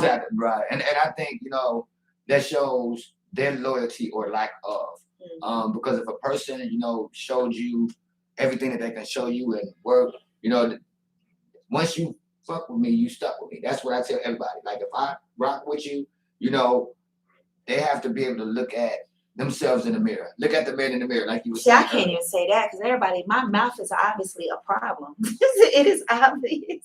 I mean, I got a smart ass mouth, not on purpose though. Right. Like in my mind, I just be talking. and then they gotta have thick skin. I mean, but I don't be saying shit. I mean, do I cuss you out? When I ever cuss you out? Don't you talking lie? about like a sailor, like cuss, like fuck shit. Have I ever cussed you out? No, but you, if I didn't love you and know you for who you are, I could misinterpret what you were saying and how I took it. And I think that's what's wrong with people is that they interpret it a certain way and they internalize it. You know, like one day you came in and you asked me, you said, well, Pete, what's up? You think I forgot you was a little bit snappy. But as a friend, I can't hear it though. I honestly can't. And I don't Only think you time mean, I can hear it is if I'm mad. I don't give a damn. Fuck your feelings. Okay. But if I'm not mad and we just have a conversation, people have stopped me mid-sentence and say, you got a smart ass mouth. And I'm like, well, we're talking about banana pudding. How do I have a smart ass mouth? Right, we had a phone call and like they said, it's not even you got a smart mouth. like this is constant. My Betty Jean said, if you keep hearing it, it's facts. So I'm hearing it from everywhere. But I'm like, y'all gonna make me shut down because I can't help it. Right. I'm just talking and they'll say, oh, you got a smart mouth. Right. And then one dude I was talking, now he called me, you disturbed my day. Talking about I need to hear your voice, friend. Talk to me. And then halfway through the conversation said, you hell. That's why you can't keep a man. You hell. And I said, okay, what did I say? It ain't what you're saying, it's how you're saying it. And I said, but what is the topic? He said, oh, you spitting facts, but you hell. Right. And I said, see, that's why I don't want a man. Right. Because if you got any, I turn in you must gonna beat my ass. So I'm gonna say. Right. No, that's real. But like you said, you spitting facts, but you hell. You know what I mean? So that's really a contradictory statement. You know, if you spitting facts, right, listen to the facts, not how the facts. Now I have, when I know I'm right, I might say it more stern because I know I'm right. And with more force. Right. But I'm stand not on this shit. Yeah, oh no. You a lie. I know what I'm talking about. But I don't mean it to offend nobody. Right. And I can't help it. And I don't know why I talk like this. Because I was shy growing up. I wouldn't talk at all. Oh, really? But when I got thrust into the world, I had to open my mouth to talk or I was gonna get beat up and drugged. That's true. So then once I realized that these vocal cords work, you couldn't shut me up anymore. I know that's so, right. I'm sorry about everybody. I don't like people will call me about a case and I just start asking questions. They'll be like, you mean? I just asked you the questions on this case. Right. And some days I get mad, or since you can't handle it, I guess find somebody else to advocate for you. Because who do you want to advocate for you? A dummy. Right. Somebody who's going to go along to get along and get their ass sent up the road for 50 years. You want my smart mouth in that courtroom fighting for you, but you don't want it. You don't want me talking to you like this. Right. You don't want me talking to you like this, okay? You want me to be the pit bull in the courtroom, bro. Right. But when I talk to you, you want me to be weird. Right. You can't have it both ways. I'm not licensed. I can't help it because, like I said, I can't hear it. Right. I ain't deaf or nothing, but I don't hear that I'm talking smart. Because I don't think that's your intention. Because it's not. You know what I mean? Because if that was your intention, you would know exactly how it was meant to be perceived. Right. And, so I'm sorry if But we've been rocking for a long time. Right. You know what I mean? But I never because I would have said something. You know what I mean? I ain't no sheep. I'm a wolf. Right. But you know what I mean? I think everything you do is like one guy told me he has to let me finish my thought. Because if you hear me when I first start talking, you're gonna be mad, so you gotta let me get to the point. Oh, and that guy's true. He said he had to start letting me finish because then when I get to the point, all of it makes sense. He said, because you come off like, and then when you get to the point, it makes sense. It makes perfect sense. He said, so, But a lot of people won't allow. No, they're mad. They shut down. As soon as they hear something they don't like. Because I come off like DMX. I guess. I don't know. But you wrong. Right. You know what I mean? But if I know I'm right, and then working in clubs, you had to talk like this. That's 20 years like bartending, waitressing. Right. In a strip club with drug dealers and strippers and people off the street that don't want to listen, gang members. This is who I talked to for years. That's true. What you drinking? We didn't go to a bar, go to a strip club. Right. This is your scene. Hey, y'all got some Hennessy? We out of Hennessy. Y'all ain't got no motherfucking Hennessy? Right. We don't have no Hennessy. Hey. I mean, damn, see, that's why I don't fuck with y'all motherfuckers. I ain't got no Hennessy. You standing there like, Well, let me get to the next person. So what you got? These are conversations I had. And this is who you got to deal with. And this is who I got to deal with. Right. What'd you say? Let me go on to the next customer. What do you say? Let me go to the next what one. You got? We're your manager because you got a fucked up attitude. Oh my God. Now you sitting here, you mad because we ain't got Hennessy. Right. I'm trying to get paid. I ain't got time to argue with you. Talking to me in Ebonics. You know why we don't have Hennessy? Because you drank it all last week. And the liquor truck ain't came back. So you want me to get fired for that? Right. These are conversations I had, or the high ones. What you drinking? Huh? I said, what you drinking? Right. Y'all got that Hennessy? Yeah, we got it. What you want? What you want in it? What I want in it. Right. Y'all got some Hennessy? I said we got Hennessy. What do you want? You want it straight? You want it on the rocks? You want Coke? Damn, little mama, calm down. That's like going to McDonald's. That's true. And this is 20 years of my life. Yeah, I can. And then I have 5 children. Hey, y'all cut out that noise. Sit your ass down. Right. So this why I talk like this. Going there. You know, right. even when you like go to McDonald's. And you laughing. And you know, you pull up to McDonald's and they be like, welcome to McDonald's, can I take your order, please? And you be like, well, hold on, let me see what I want. Nigga, the menu been the same for the last 100 years. Big Mac, filet of fish, quarter pound of French fries. And we know the menu ain't changed. So why is it taking you so long to give me your order? Right. So certain things, you know, when you work in certain professions, right, you just expecting the consumer. You came here, nigga, you don't know what you want. You don't know what you want. Yeah, you know what I mean. And they've done it to me too. Like I'll be running my mouth on the phone, and then I get to the window, and I'm like, they like, welcome to McDonald's. Can I help you? Hold on for a minute. What y'all want? I had all this time to say, I've been in line for an hour, but I've been on the phone with a prisoner, been on the phone with somebody's wife or mama. Right. Now I'm here. Hold on, girl, hold on for a second. What you want? Right. Now it's gonna be another 10 minutes. Now they mad. They walk away, and I'm mad because she just walked for the menu. And then you didn't get your order. And then, hello? And they gone. Right. No, that's real. That's real. So I can understand, you know, I just dealing with people. Right. Attitudes. And then every man I was in a relationship with from the streets. They either grew up in the hood or they were from the hood, or you know, daddy was a soldier. Like this is why I am. My parents were military parents. They did not. I was not a princess.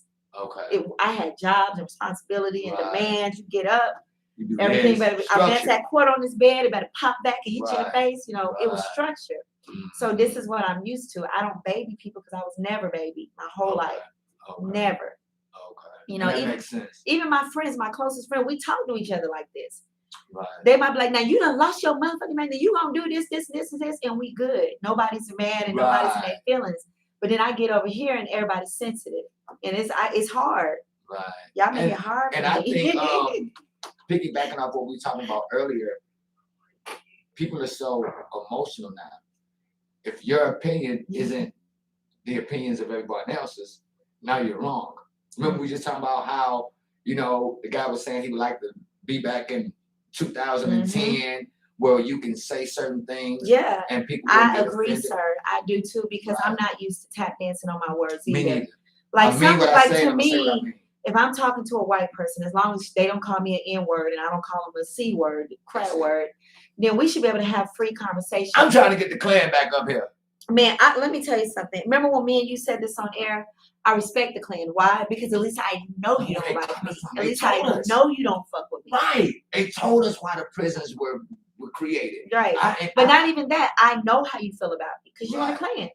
You don't even gotta tell me. I know. Right. I know I'm a nigga when you look at me. Right. But now, they respect now us this enough. person over here that smiles in my face, I don't know. Oh yeah. But I'm not. But I shouldn't assume either. That's like true. I honestly don't feel like it's fair for us to assume that. Like when we went to Matthew's courtroom and we saw the old judge and was like, yeah, this old motherfucker. That was wrong of us. And he the coolest motherfucker in the courtroom. That's true. So, you know. We judge people based on we do it too. That's See, Black people don't like it when it's done to us, but we do it too. Right. We see white people, we like, oh, they privileged ass or racist. We do the same thing. That's so true. Come on. And you really made me think, and this is why I enjoy the show. My uncle ran up out of here because we was gonna get in his ass because he with the shit. You know what I mean? He made him stop talking because I told him, you know, him and your partner that's running back for mayor here in Atlanta. Who? I don't want to say his name. Kasim Reed. You said it. Oh. They partners. So when I told him Reed's ass about to go to jail. I said, boy, your ass next. Y'all around here playing these games. I said, y'all can't do what these other folks do. He kind of got mad, but I was just joking. When you play politics, you have to deal with the whole politics. You can't pick and choose how you want to play the politics. Speaking of, and I know I'm off the tangent. Did you see this nigga running for mayor in Clarkston? Who? I gotta figure it out. People's on the news. This nigga, and I'm gonna say nigga, he done went out here in Clarkston and picked up his opponent's promotional signs.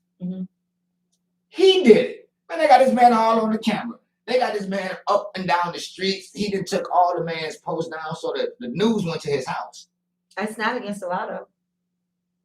It's not. It's not against the law. I mean, it's stupid, but it's not against the law. And then why would you do it? You could have got Billy Bob over there at the Chevron and paid that dude like $70. And he would have did it. Angie said, you off the chain, Matthew Mama. She said, you off the chain? Yeah, I seen it on the news. I was like, what are we doing now? And they interviewed a lot of us, because it was us who did that. And they interviewed a lot of us. And all of us kept saying, oh no, he was wrong for that.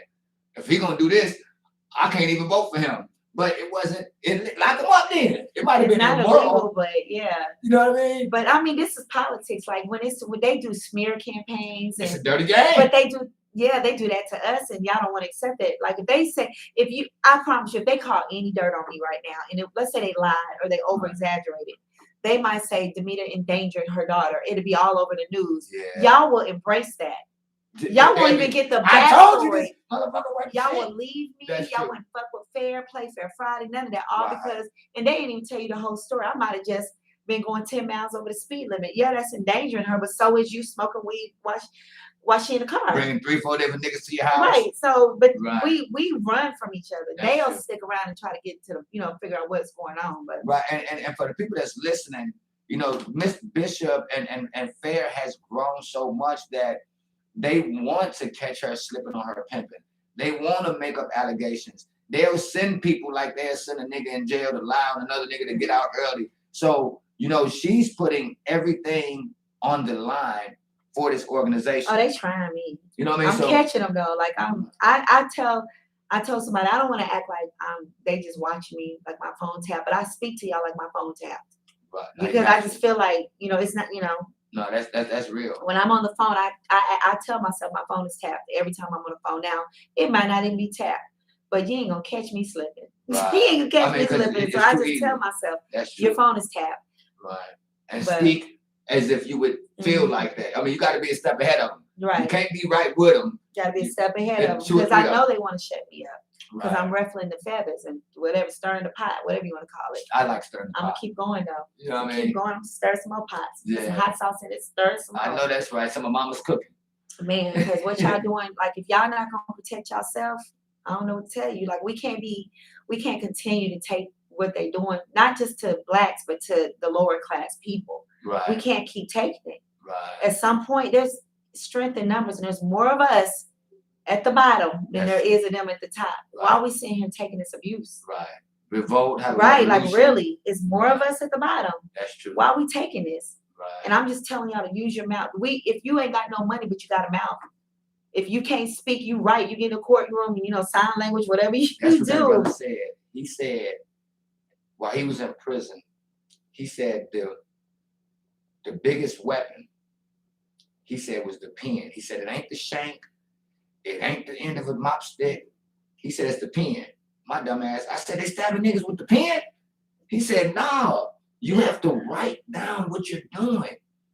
You know what I mean? Like when they doing something wrong, that's how you get them with the pen. Mm-hmm. I'm thinking violence.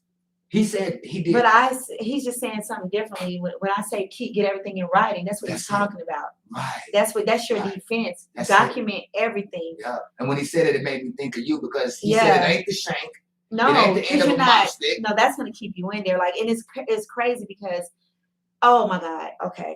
So I was mad yesterday because I got a letter from Orlando Fields. You know how hard I advocate for Orlando Fields because he's innocent. St. Louis. 5 feet tall, but the killer was 6 feet tall. Okay, his parents. He wrote me a letter. Yeah, his mama came. He wrote me a letter accusing me of treason because I mentioned his name to somebody in his prison that I'm also advocating for. And I was thinking, well, who was it? And what did they say? Because I didn't think I had nobody in St. Louis in the same facility. So today that somebody called me. And I was asking him, I said, hey, in St. Louis, will something happen if I say I advocate for James Thomas? And he said, no. Why? And I said, because somebody's really mad at me because I mentioned their name to another person. And he goes, no. He goes, well, I ran into your dude Orlando Fields. I said, so it was you. I said, you tell him you knew me? And he goes, yeah. I said, what did you say? He said, when he said his name was Orlando Fields, and I said, do you know Demita? And he said, yeah, that's my queen. She's advocating for me. He goes, me too. I'm James Thomas. And he goes, he just acted weird after that. Oh. And I said, why? He said, Demita, yeah, don't mention his name to nobody else. Like, stop posting his name on your social media. And I said, why? He said, there's a lot of controversy surrounding his case. Mm-hmm. He said, it's bigger than him being innocent and guilty. He said, it's the people that actually did it can do something to him, to you, to whatever. So, and I was like, how they gonna do something to me? I said, I don't want them. I don't even give a fuck if they ever go to prison. Right. I want to get him out. And I don't have to incriminate them because I don't even know who they are to get him out. Right. We just showing that he didn't do it. Now, right. Y'all find out who did it. Right. And he was just like, I'm just telling you, there's a lot of controversy surrounding that case. And it was deep. Now, and so I was like, so I don't know how to advocate without talking about you. Because I'm new to this. You know, and I have had people tell me, don't mention my husband's name. Don't post this case. And I said, well, I don't know what to do then. This is all I've done. So I back away from them. They'll still call me. I don't know what to do because you don't want me to talk about them. Right. I can't fly to London and go to court with them. So how can I why am I here? I'm not a lawyer. You don't want me to post them. You don't want me to do nothing. And it is because of this reason. He said that's why, because some cases it's dangerous. Okay. And I was just like, wow. And I'm trying to remember. Tell him I'm sorry and I'm going to figure this out. Was it the mom that said no, here? It's the one that was crying right here. There. Okay. Oh, yeah. She was boo-hooing. She was crying. Yeah. And for the record, right, you know, YouTube, y'all thought y'all was slick. Y'all tried to get my page shut down. Again? I just started a new one. Oh. So all of the content I had on my computer, I'm uploading 2 a day. Okay. So we're going to be getting all of the content right back up. Okay. I didn't even know it was gone. Yeah, you know, I have my own P-Weezy DPE that had over 50,000 subscribers. Gotcha. And they took it down, but you know, I've been using the Atlanta radio station one, and it didn't have a lot of followers. You know what I mean? But I got more followers now on my new page than I got on the Atlanta radio station page. That's so what's up. be able to put the content up there because they were doing good numbers. And I hated for that to happen. So we're gonna be definitely getting all of the old YouTube clips up, especially, I mean, and unless you have something that you don't want me to actually put up, I'm putting up Fields, I'm putting up Drake, I'm putting up everybody, you know what I mean? If it's on my social media, I don't care. Put it up. I don't, you know, I don't have a problem. I'm the most boring person on earth. And I was looking at some of the views when those young ladies came. I thought those was we got a lot of views. That was powerful. It was. You know what I mean? So I'm gonna make we need to do that again this Mother's Day because we got new mamas. So bring what is treason? Yeah. You see how you be sweating? I be because I wanted to ask you. You take me over I was here. thinking of Benedict Arnold. Yeah, that's treason. Treason is like, so basically he feels like I betrayed him.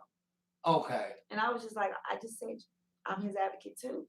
They just want you by themselves. They really want you. No, it's really dangerous for him. Like he explained it to me. I don't want to say too much on here, but it's the people that it's bigger than the system. Like the system really, if we can win and get him up out of there, good.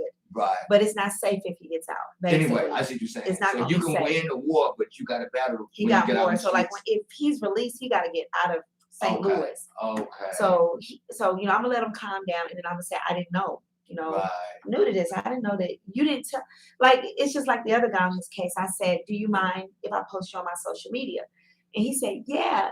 Well, he been gone 17 years. He didn't know what social media was. So I posted him on my social media, and I guess these folks paid him a visit. Really? Mm-hmm. Well, but I didn't know all of that until today. Damn. So I was trying to figure out why he blocked me.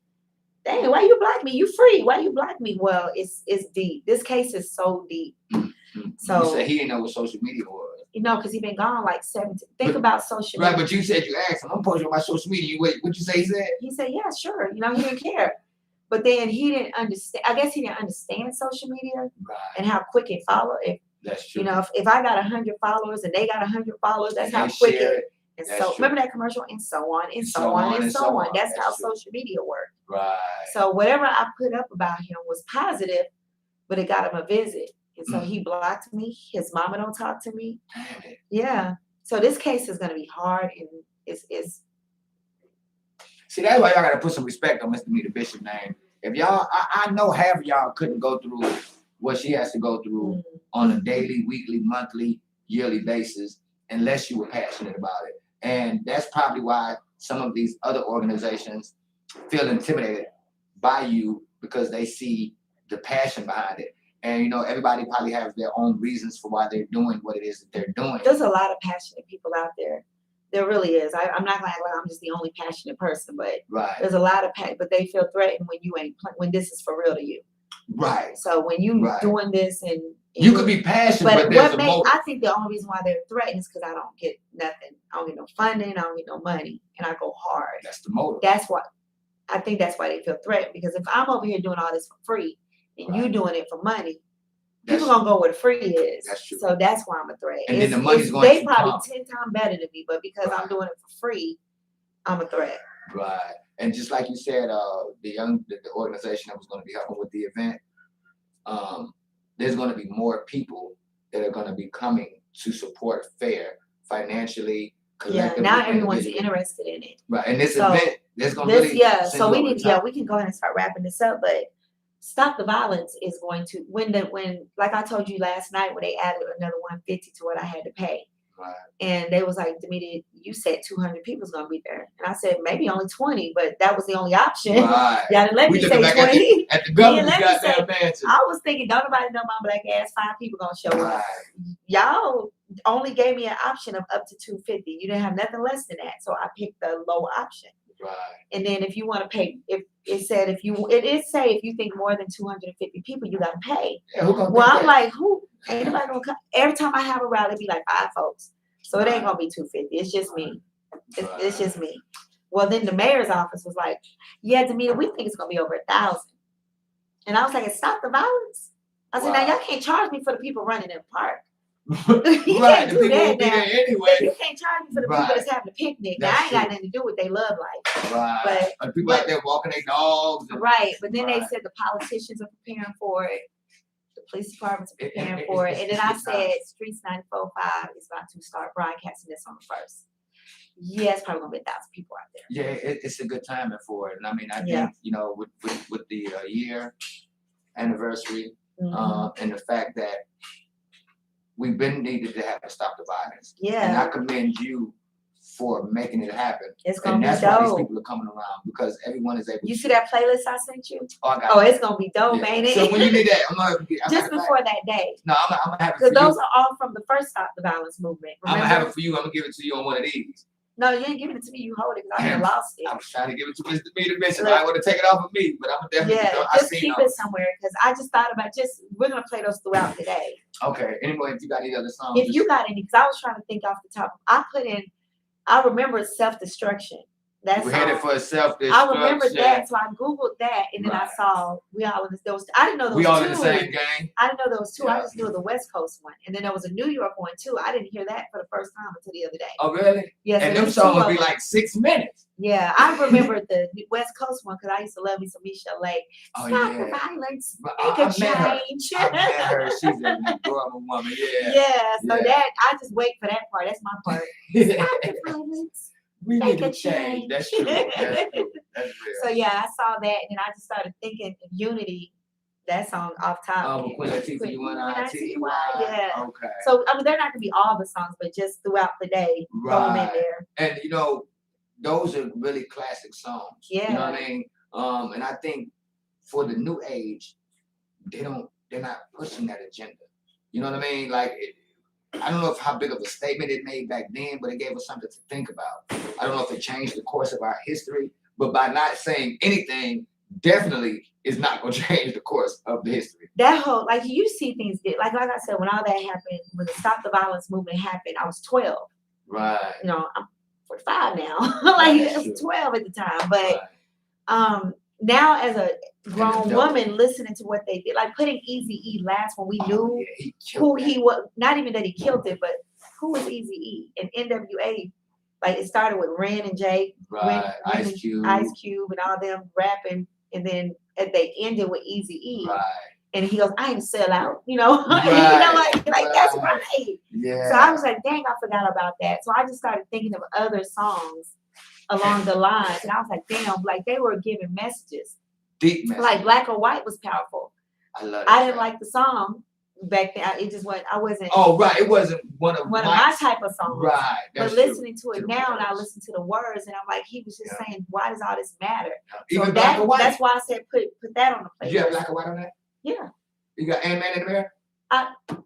I seen it. You didn't read my list? I text you the list. I mean, I was trying to. Y'all not about to have a host. I'm about to fight. I was trying to. I'm gonna stop the violence after I beat up. I was trying to slice on mine in. I was trying to give you some news you can use. So you got all my favorites. Yes, I told you I need. Look at this damn. Look at the list, please. You made me. Oh, I'm gonna fight you. So you don't be reading my text. I knew y'all be ignoring me. No, I seen it. I seen Self-Destruction, but you got all the good ones. Yeah, I couldn't think, and I said anything else. Cause we're gonna have a DJ. I seen that, and that's dope. That's dope. Yeah. That you was able to find one. Yes, I was looking at this, and I'm like, damn, what the hell get me to bishop all of these damn songs? I was thinking We Are the World, but somebody said We Are the World, but that's about the starving children in Africa. Cause the words they we are the children. We are the ones to make a brighter change. But the chorus, so let's start giving money to the people in Africa for the famine. That's what the song was about. That's true, but we could make it to give to the people here and give it to me. Right, give it to fair. You know what I mean? Give it to the homeless. And then what's it? Oh my God, with Dionne Warwick. Something about friends. That was about people with AIDS. That's true. Yeah. You remember what song it was? Oh my God. Something about friends. Let's be friends. I don't remember. Okay, I know exactly what you're talking about. So you got Self-Destruction. You got We All in the Same Game. Unity by Queen Latifah. Black or White. Michael Jackson. And the instrumental, because somebody's going to sing it. Oh, okay. Somebody's going to sing. I got somebody who's going to actually sing it. It's not going to be me. I ain't going to be out there. Well, I'm going to see if I can add to that. But, back then, it wasn't a lot of message type of songs. Yes, it was. I guess I done got old. But not on these. There's all kinds of messages going out. But on this line, on Stop the Violence, because there was a lot of gang violence when crack came out. That's so true. It was like, because crack made so much money that, it just changed you always had the gang violence, but it just escalated with crack. When they threw now crack we're talking about this territory, these blocks. Right. You know what I mean? We got these choppers, these choppers, AKs. So somebody asked me, is the violence gang related in Atlanta? But the record labels is all I see fighting. I mean, I'm not saying the gangs aren't, but are the record labels gang related? Now I'm gonna say this. We had a topic about this like 4 days ago, and I didn't think about the question. I just responded, and the first thing that I did was I blamed the gangs. Right. And I told him, I said, no, I said the gangs are definitely responsible. I said because I blame the gangs and the record labels because I don't know if they're separate.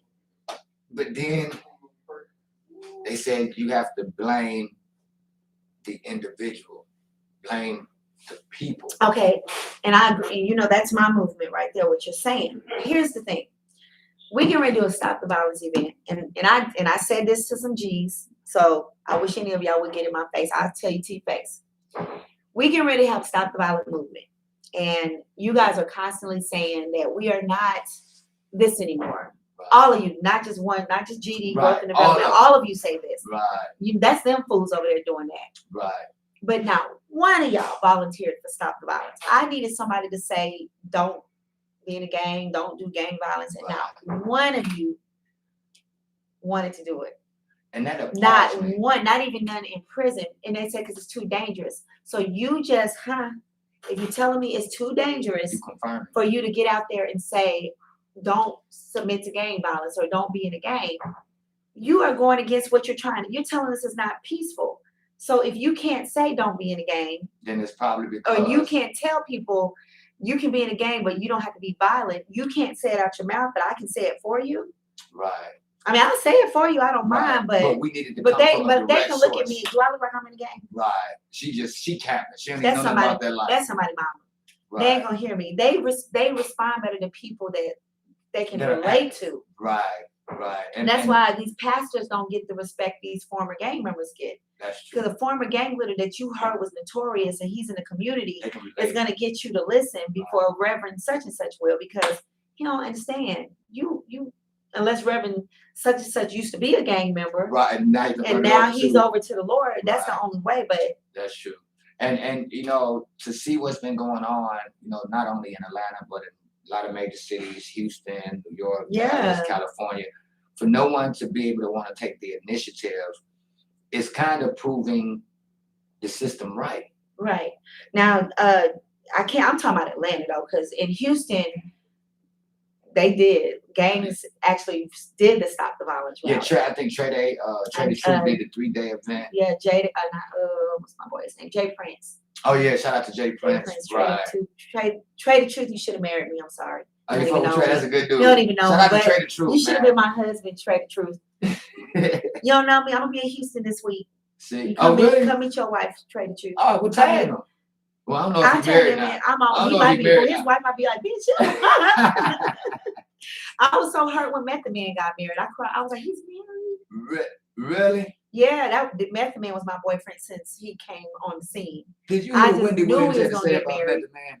She made me beat her ass. You heard what she said? No. What did she say? She said Method was a nigga who got on coke. She said it on her show. He did not do that. My baby would never do you like that. You did it to yourself.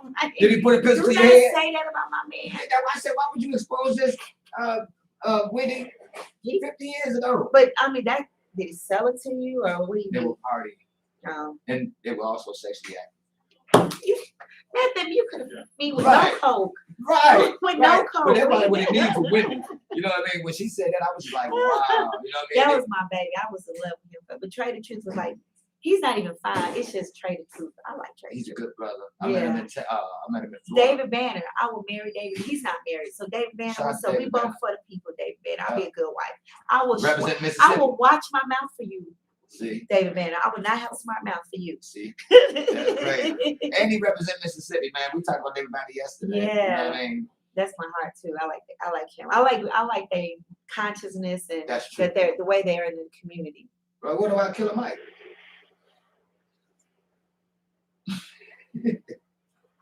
Well, on that note, listen. No, I'm thinking. I don't want to be his wife. He got one. He good. He good. He cool. Well, Trey, man, you ain't even see if Trey had one. Trey. She might not. If she start acting stupid, Trey call me. Holla at you. You want to put your number out there on live in case he listens? No, Trey gonna get the real number. He gonna get the personal number. He ain't gonna get the fair number. I don't want to miss that call. I don't want to miss that call. It'll be Trey at 10 o'clock on the fair number. You right. I ain't taking no more calls. I'll be Demeter the Truth. We can make this work, Trey. We can make it work. Demeter the Truth. Or Demeter Banner. Demeter Banner, Demeter the Truth. I don't know. Which one of y'all gonna marry me? Now today we really freestyled the whole show. Yeah. And I think it went really well. Well, because I wasn't planning to be here today until they said that if I come to the rally and if I speak, I'm going to. So, bitch, I ain't come to your little rally. I hope it. You weren't planning on being where today? I was supposed to be at a rally today. Oh. Yeah, in Georgia though, but I was supposed to be at this rally. Yeah. Okay. And we're not even gonna get. It's at Liberty. It's down by the Capitol. Oh, really? And it's on the conditions of the prisons.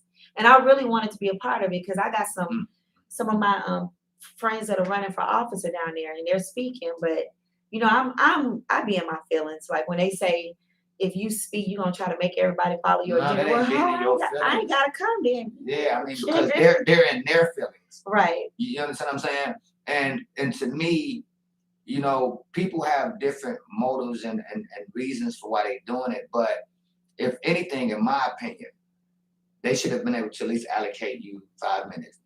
No, you don't have to put me. I don't have to speak. But they should have wanted you to speak. You don't have to want me to speak, but don't knock me when you don't know me. That's my thing. Like, you don't even know me and you telling me what I'm going to do. I was like, I'm sorry, who are you though? Right. I don't even know you, but you know so much about me. And then it wasn't like you was finna tell them that it's going to cost you $500. I wasn't even trying to speak. I was just coming to support them. Because I got two people, one running for office in East Point, another in Douglas County. So I was coming to support them and their initiative. I was gonna be in the background anyway. Right. But then y'all said, "Oh, and we don't want you to say nothing." That's crazy. I wasn't going to. Ho. Yeah, then you can't tell me not to talk. Right. Like, you know what I mean? I mean, it's a rally, but right. Okay. I came with a bullhorn. They said, "Don't bring my cars. Don't talk." Damn. What? Yeah. So y'all threaten. Oh no, yeah. Why would I want to come here then? I might as well be invisible. So. Okay, that's because they see the power behind Mr. Meter Bishop. And then want to ask me, can they help with Stop the Violence? Nizzo. We're good. Are you fucking for real? I'm fucking for real. I know. That's a no. But that's a hell to no. Yeah, that's. I mean, people just gotta listen to what they're saying and then repeat it back to yourself. Come over here and shut up. But can I help you over there? Right. Nope. Can I speak? This ain't about criminal justice. This is about the victims. This Stop the Violence. So no. Right. Because with violence comes incarceration. Mm-hmm. But I'm always advocating for the person behind the walls. But this is really about the victims and what they're going through. So let's just keep that real. Like, I even the artists, the people that called out to rap and stuff. Okay, Gangsta Mike. Right. Killer Cudi. Right. You can't rap.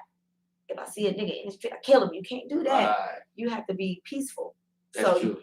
Knock his snot blocks out. One dude said, "Can I talk about fucking bitches?" I said, "Well, can you say make a love to my woman?"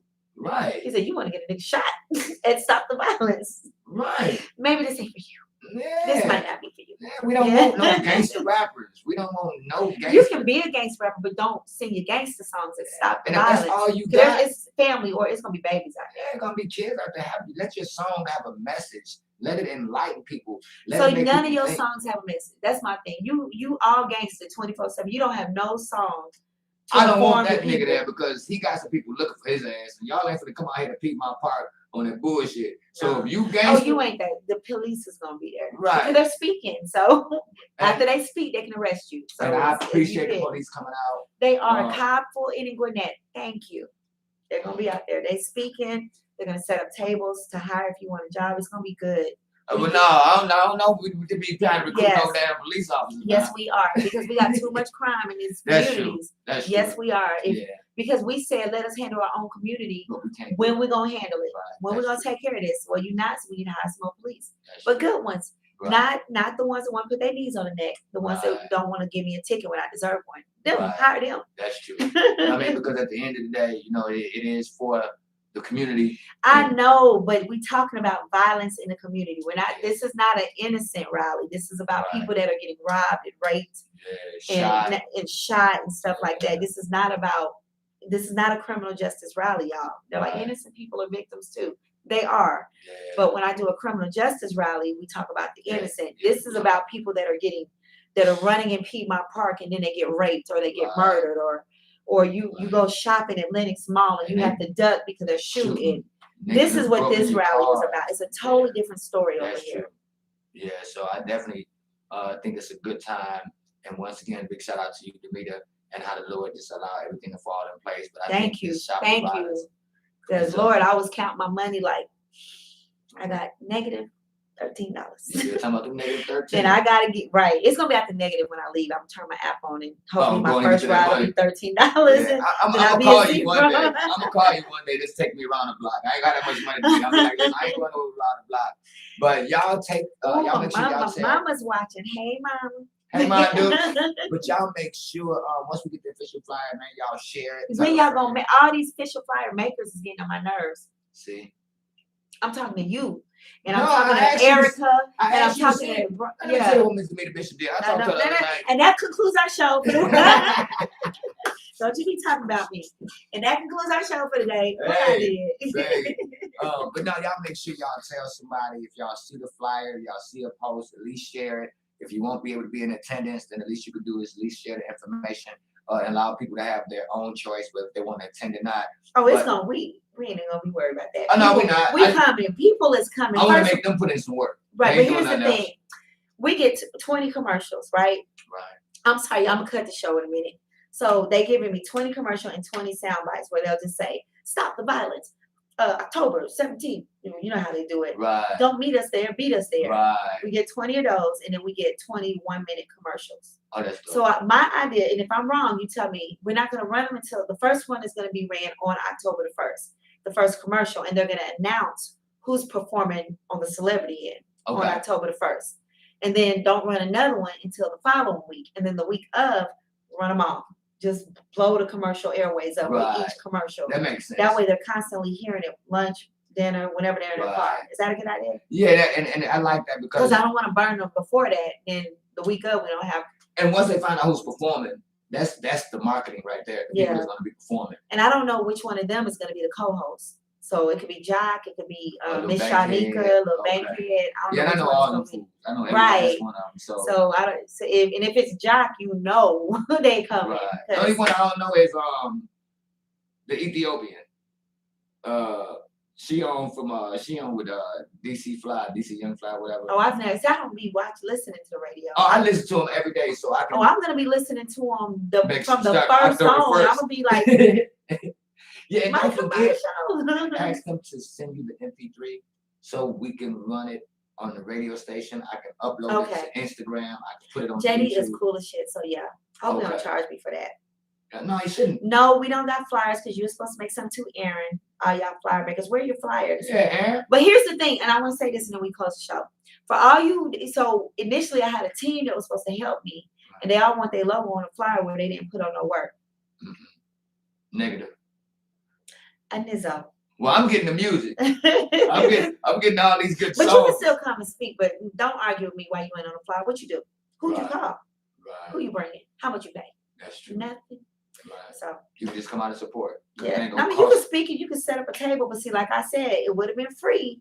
Y'all didn't want to take the free from me, so now Streets 94 gonna charge, and I bet you they gonna pay too. Oh no, yeah, they gonna put the jumping. They gonna pay. There's gonna be so many people out there. Right. Everybody gonna want to vend. They gonna be selling everything out there. So any vendors, any artists, they have to go through Streets. Not the ones I've already, not y'all. The ones that we've already locked in through me. Y'all solid. Y'all don't gotta worry about nothing. Okay, it's everybody else. Well, I'm not even. It's not the artists. I'm talking about vendors. Okay. So I have 2 vendors that don't have to pay $1 because they came before Streets even. Can we slide one more in and they use the contribution? The list. Did you? Yeah. You should have called me because I had a couple that would have gonna break some bread. They ain't scared to break. That was like a break with Streets. No. It's coming back to us. Oh, okay. All right, just make it make sense. It's coming back to us. Yeah. I've been getting my money in the streets and they out of streets, so I'm trying to make it make sense for Atlanta radio station as well. You know what I mean? Because they definitely want to come out and be supportive, but like I told them, whatever they can do is come out. Yeah, they're gonna announce all that on the 1st, how much the vending fee is, and or you have to go through JD. Okay. So he the plug. Okay. He's the salesperson for them, so you have to go through JD to get the vendors. Okay. So to be a vendor, not to get them, to be a vendor. So, but that's it, y'all. We just rambled on for 2 hours. It be like that sometimes. Good 2 hours though. It went by so fast. You know what I mean? Another dope show. You was informed. Don't make me fight you. That's my son's best friend. Oh really? Well, make sure you tell your son's best friend to tell his friends to come out October the 17th at Piedmont Park for stopping the violence. Because, you know, he's young enough to be able to. He's the only one in my kids don't even watch me. He's like my baby from another mama. Oh, that's good. Your kids don't watch you? They don't watch me. They don't support this movement.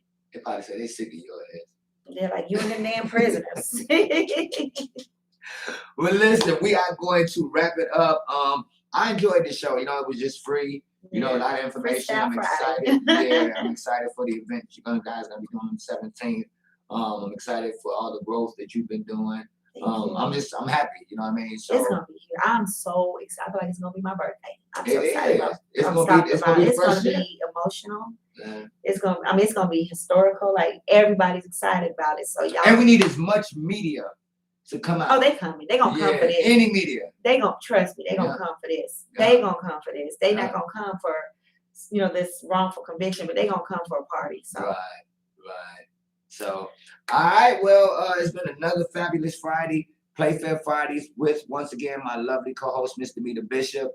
I am the sidekick, Mr. P. Wells. Sidekick. And as I